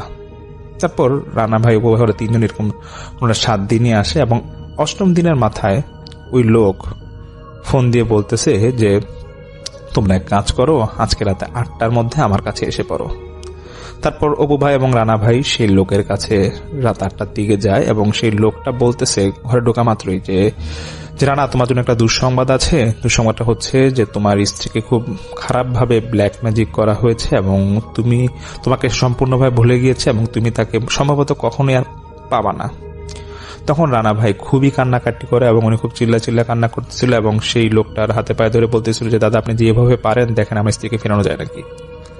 তখন সেই লোকটা বলতেছিল যে দেখো, আমি চেষ্টা করব বা বলতে পারি, কিন্তু এটা তো অনেক ক্ষতি হতে পারে। তুমি তোমার স্ত্রীকে ফিরে পাবা ঠিক আছে, বাট এটা একটা ক্ষতি হতে পারে, আমি এর জন্য তোমাকে কিছু বলতে চাচ্ছি না। তখন রানা ভাই বলতেছে আমি এত কিছু বুঝি না, আমার স্ত্রীকে ফিরে পেতে চাই আমি। এখন আপনি কি করতে চান, কি করতে হবে আমাকে বলবেন। তখন যেটা ঘটে যে সেই লোকটা বলতেছে যে আচ্ছা ঠিক আছে, আমি একটা মন্ত্র তোমাকে পড়াবো, মানে মুখস্থ করাবো এবং তোমাকে সেই অনুযায়ী কাজ করতে হবে, তাহলে 24 ঘন্টার মধ্যে তোমার স্ত্রী ফিরে আসবে, কিন্তু এর মধ্যে খুব রিস্ক আছে। রানা ভাই বলে যে ভাই, আমি তো পুরো পাগল অবস্থায় ছিলাম, আমার চাচাতো ভাই শুধু বলতেছে সেই লোককে যে আপনি যেভাবে পারেন রানাকে এরকম ওর স্ত্রীর সাথে মিল করায় দেন। এরপর সেই লোক বলতেছে যে ঠিক আছে, একদিন পর আগামীকাল রাতে আসো, তারপর আমি তোমাকে বিস্তারিত সব বলবো। এরপর পরের দিন ঠিক আবার যাওয়া হয়। এখন সেই লোক বলতেছে যে রানা দেখো, কাজটা খুব কষ্টের, যদি তুমি পারো তাহলে তোমার স্ত্রীকে কিন্তু 24 ঘন্টার মধ্যে পাবা, আমি আবারও বলছি। এবং যেটা করতে হবে যে তোমাকে যে কোনো একটা লাশের মেরুদণ্ডের হাড়ের জোগাড় করতে হবে এবং এই লাশটা হতে হবে একজন জারজ সন্তানের লাশ, সেটা কম বয়স হোক বেশি বয়স হোক যেখানেই হোক, এটা তোমাদের ধর্মের হতে হবে, মানে মুসলিম ধর্মের যে কোনো একটা কবরস্থান থেকে তোমার জারজ সন্তানের একটা লাশের মেরুদণ্ডের হাড় জোগাড় করতে হবে এবং ওটা জোগাড় করার পর কি কি করতে হবে আমি তোমাকে জানাই দিব। তখন রানা ভাই বলতেছে এটা আমার জন্য কোনো ব্যাপারই না, আমি চেষ্টা করে দেখছি, আমি আপনাকে এর মধ্যে কয়েকদিনের মধ্যে ব্যবস্থা করে দিব। তো এরপর নাকি রানা ভাই বলে যে ভাই আমি খুব টেনশনে পড়ে যাই যে জারজ সন্তানের লাশ আমি কোথায় পাবো। তখন তিনি ওনার বাড়ির আশেপাশে কোনো একটা হসপিটালে যায় এবং হসপিটালের ওয়ার্ড বয় বা যারা আছে তাদের খোঁজ নেয় যে আসলে অনেক সময় দেখা যায় যে হসপিটালে এরকম হয় না যে অবৈধ সন্তান জন্ম হচ্ছে বা এরকম হয় যে আশেপাশে ড্রেনে লাশ পড়ে থাকে, অনেক সময় হয় যে আসলে নবজাতক এরকম দুর্ঘটনার মধ্যে পড়ে হয়তো মারা যায়। এটা যদি আমার বলা ঠিক না, আমি বলছি এরকম নাকি রানা ভাই আমাকে যেটা বলেছে সেভাবেই লিখলাম।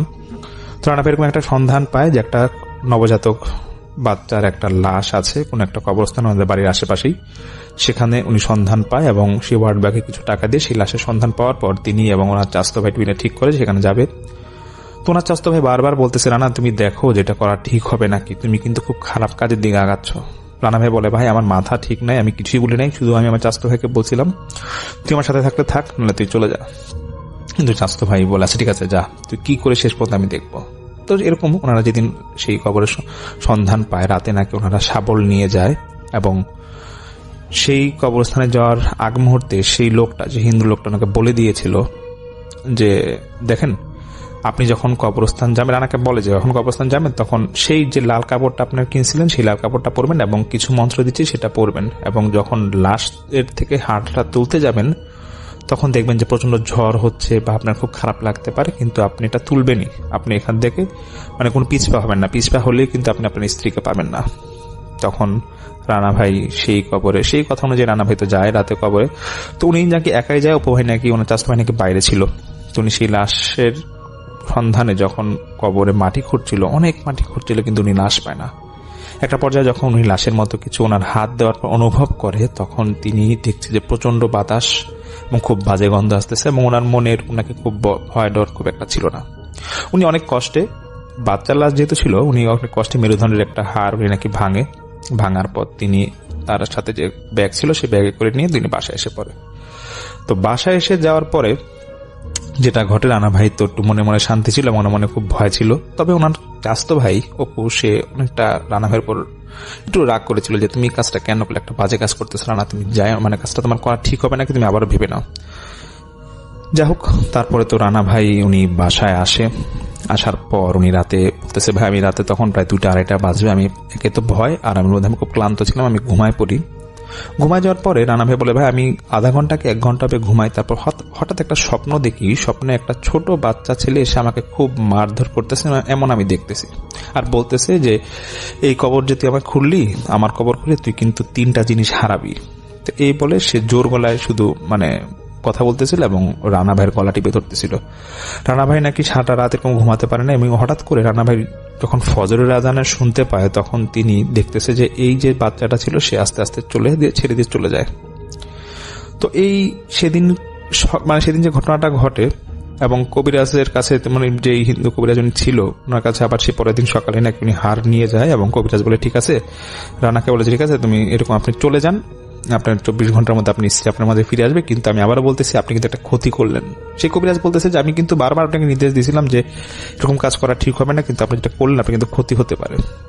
রানা ভাইয়ের একটাই কথা যে ক্ষতি হলে আমার হবে, আপনার দেখা লাগবে না, আপনার চিন্তা করা লাগবে না।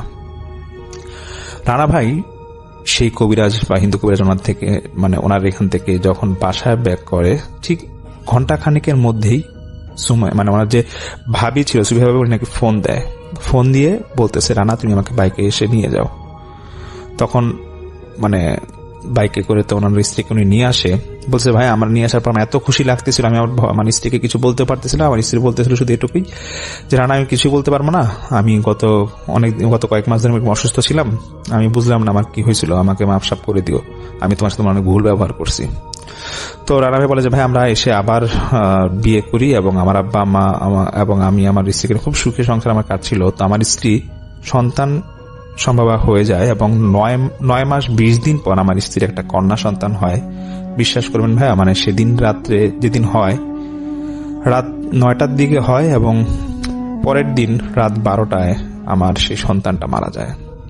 এবং তখন আমি আমার সেই স্বপ্নের কথাটা ভাবি, যে স্বপ্নের কথাটা আমি ওই মেরুদণ্ডের হাড় ভাঙার পর যে বাচ্চাটাকে স্বপ্ন দেখছে সেই স্বপ্নের কথাটা তিনি মনে করে থাকে আর কি। তবে বলতেছে যে আমি আমার সেই সন্তানকে মাটি দিয়ে যখন বাড়ি ফিরবো, বলছে আরেকটা অবাক করার বিষয় হচ্ছে আমার প্রায় 50 লাখ টাকার মতো ব্যবসায় লস যায়, সেরকম একটা সংবাদ আমি ফোনের মাধ্যমে পাই।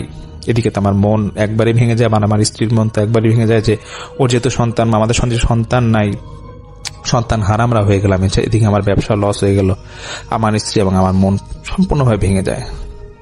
তো বলে যে ভাইয়া আমার জীবনে কি ঘটতেছিল আমি বুঝাতে পারবো না, যে এখন যে ঘটনাটা আমি এখন যেই কথাটা উনি আমাকে বলে এটা সবচেয়ে আপসেট করার মতো একটা বিষয়। যে বলছে ভাই ঠিক 1 মাস পর এরকম মানসিক যন্ত্রণায় আমার স্ত্রীও আত্মহত্যা করে এবং সবাই ভাবে যে আমি তাকে খুন করছি, এবং আমার বাবা মাও আমাকে নিয়ে সন্দেহ করে এবং মেয়ে বাড়ির ওরা তো আছেই। তো বলে রানা ভাই বলে যে ভাই আমার যে জমানো টাকাটা ছিল, বাকি টাকা প্রায় আরো 40-50 লাখ টাকার মতো, সব মামলার মোকদ্দমার মাধ্যমে সব সমাধান করে আমি পরে সেখান থেকে মুক্তি পাই। এবং আমি তখন সেই কবিরাজের খোঁজ নিই, কিন্তু কবিরাজকে আমি আর কোথাও খুঁজে পাই না। এবং আমি শুধু একটাই চিন্তা করি যে আমার কি জীবনে কি ঘটলো। তো এরকম ঘটার পরে রানা ভাই বলে যে ভাই আমি বিশ্বাস করবেন আমি ঠিক পাগলের মতো হয়ে গেছিলাম এবং আমি সেই ছেলেটার যে কবর থেকে আমি হার নিয়ে আসছিলাম সেই কবরস্থানে গিয়ে আমি টানা কয়েকদিন শুয়ে কান্নাকাটি করতাম এবং আমি শুধু মাফ চাইতাম যে ভাই আমার বাবা তুই আমাকে মাফ করে দে। তখন একদিন নাকি তিনি এক কবরস্থানে সেখানে যে বাচ্চাটার লাশ তিনি ওই লাশের মেরুদণ্ড হার নিয়েছিলেন, তখন নাকি তিনি যখন লাশের ওই কবরস্থানে ঘুমায় যায় তখন তিনি স্বপ্নে দেখতেছে সেই বাচ্চাটা, যে বাচ্চাটা ওনার প্রথম স্বপ্নে এসেছিল সেই বাচ্চাটা আবার ওনার স্বপ্নে আসে। তখন হাসতে হাসতে বলতেছে যে তোর জীবনে 3টা জিনিস আমি কেড়ে নিলাম, তুই ভালো থাকিস, তোকে আমি ক্ষমা করে দিলাম।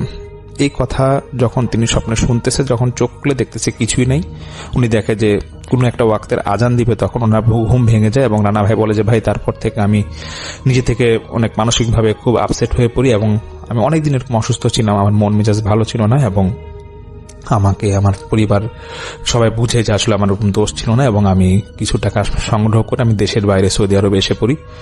তো ধন্যবাদ রানা ভাইকে এরকম একটা ঘটনা শেয়ার করার জন্য। উনি বলে যে ভাই অনেক কষ্টের একটা ঘটনা, জানি আমি অনেক পাপ কাজ করেছি, যদি সম্ভব হয় আমাকে ক্ষমা করবেন। আসলে রানা ভাইকে আমি উদ্দেশ্য করে এটাই বলবো যে পাপ কাজ তো সবাই করে, তবে ব্ল্যাক ম্যাজিকের মতো পাপ কাজ আমাদের না করাই ভালো। আমরা যারা এরকম ঘটনা শেয়ার করি, মাঝে মাঝে কিছু ঘটনা আমাদের আসলে খারাপ লাগে শুনে, তো সবাই রানা ভাইয়ের জন্য দোয়া করবেন। থ্যাংক ইউ সো মাচ, আপনার ঘটনার জন্য আপনাকে অনেক ধন্যবাদ। এবং আমি এখন যেটা করব সেটা হচ্ছে চলে যাব সরাসরি আমাদের পরবর্তী যে অতিথি আছেন তার কাছে। আমার নাম নাজমল, জি নাজমুল ভাই, আমরা আপনার ঘটনাটা শুনবো। জি, আমার বাড়ি নেত্রকোনা পূর্বদলায়। জি, আমার একটা ছোট্ট ঘটনা, এটা আমার বাবার সাথে ঘটে যাওয়া।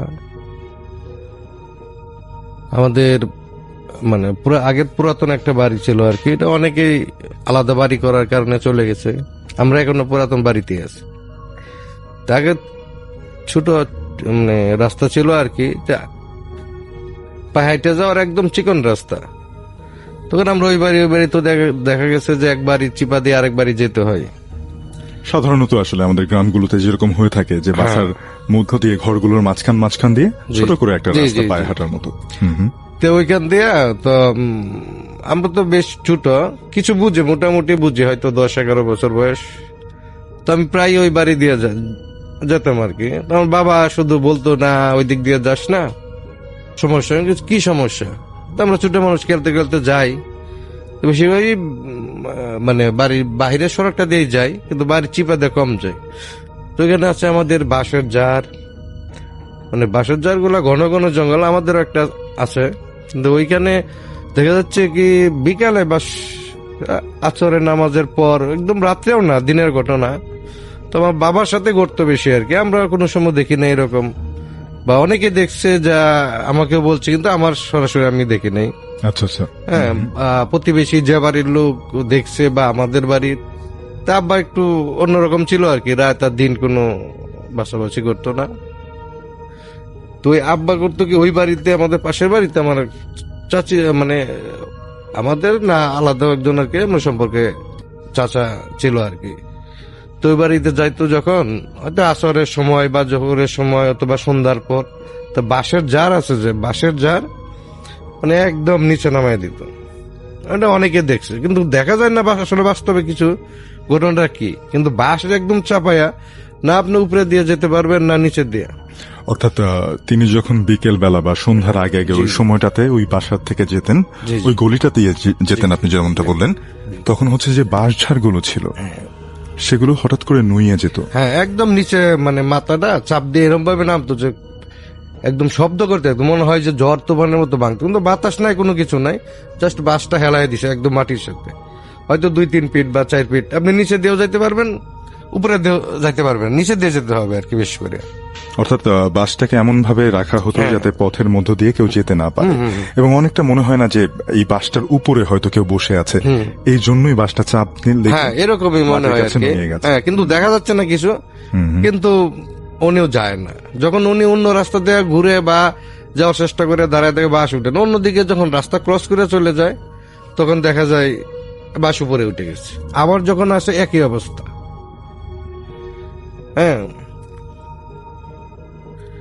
তো এটা আমার ছোট একটা ঘটনা, এটাই মানে আমার দেখা না, আমার বাবার সাথে ঘটে যাওয়ার ঘটনা। অন্য ঘটনা আছে, সেটা একটু পরবর্তীতে বলবো। যে আপনি চাইলে এখনই এটা কিন্তু ছোট বলতে ঘটনা পারেন, ছিল আর কি। এখনই কিন্তু বলতে পারেন চাইলে। হ্যাঁ, এটা অন্য একটা ঘটনা। শিওর। এটা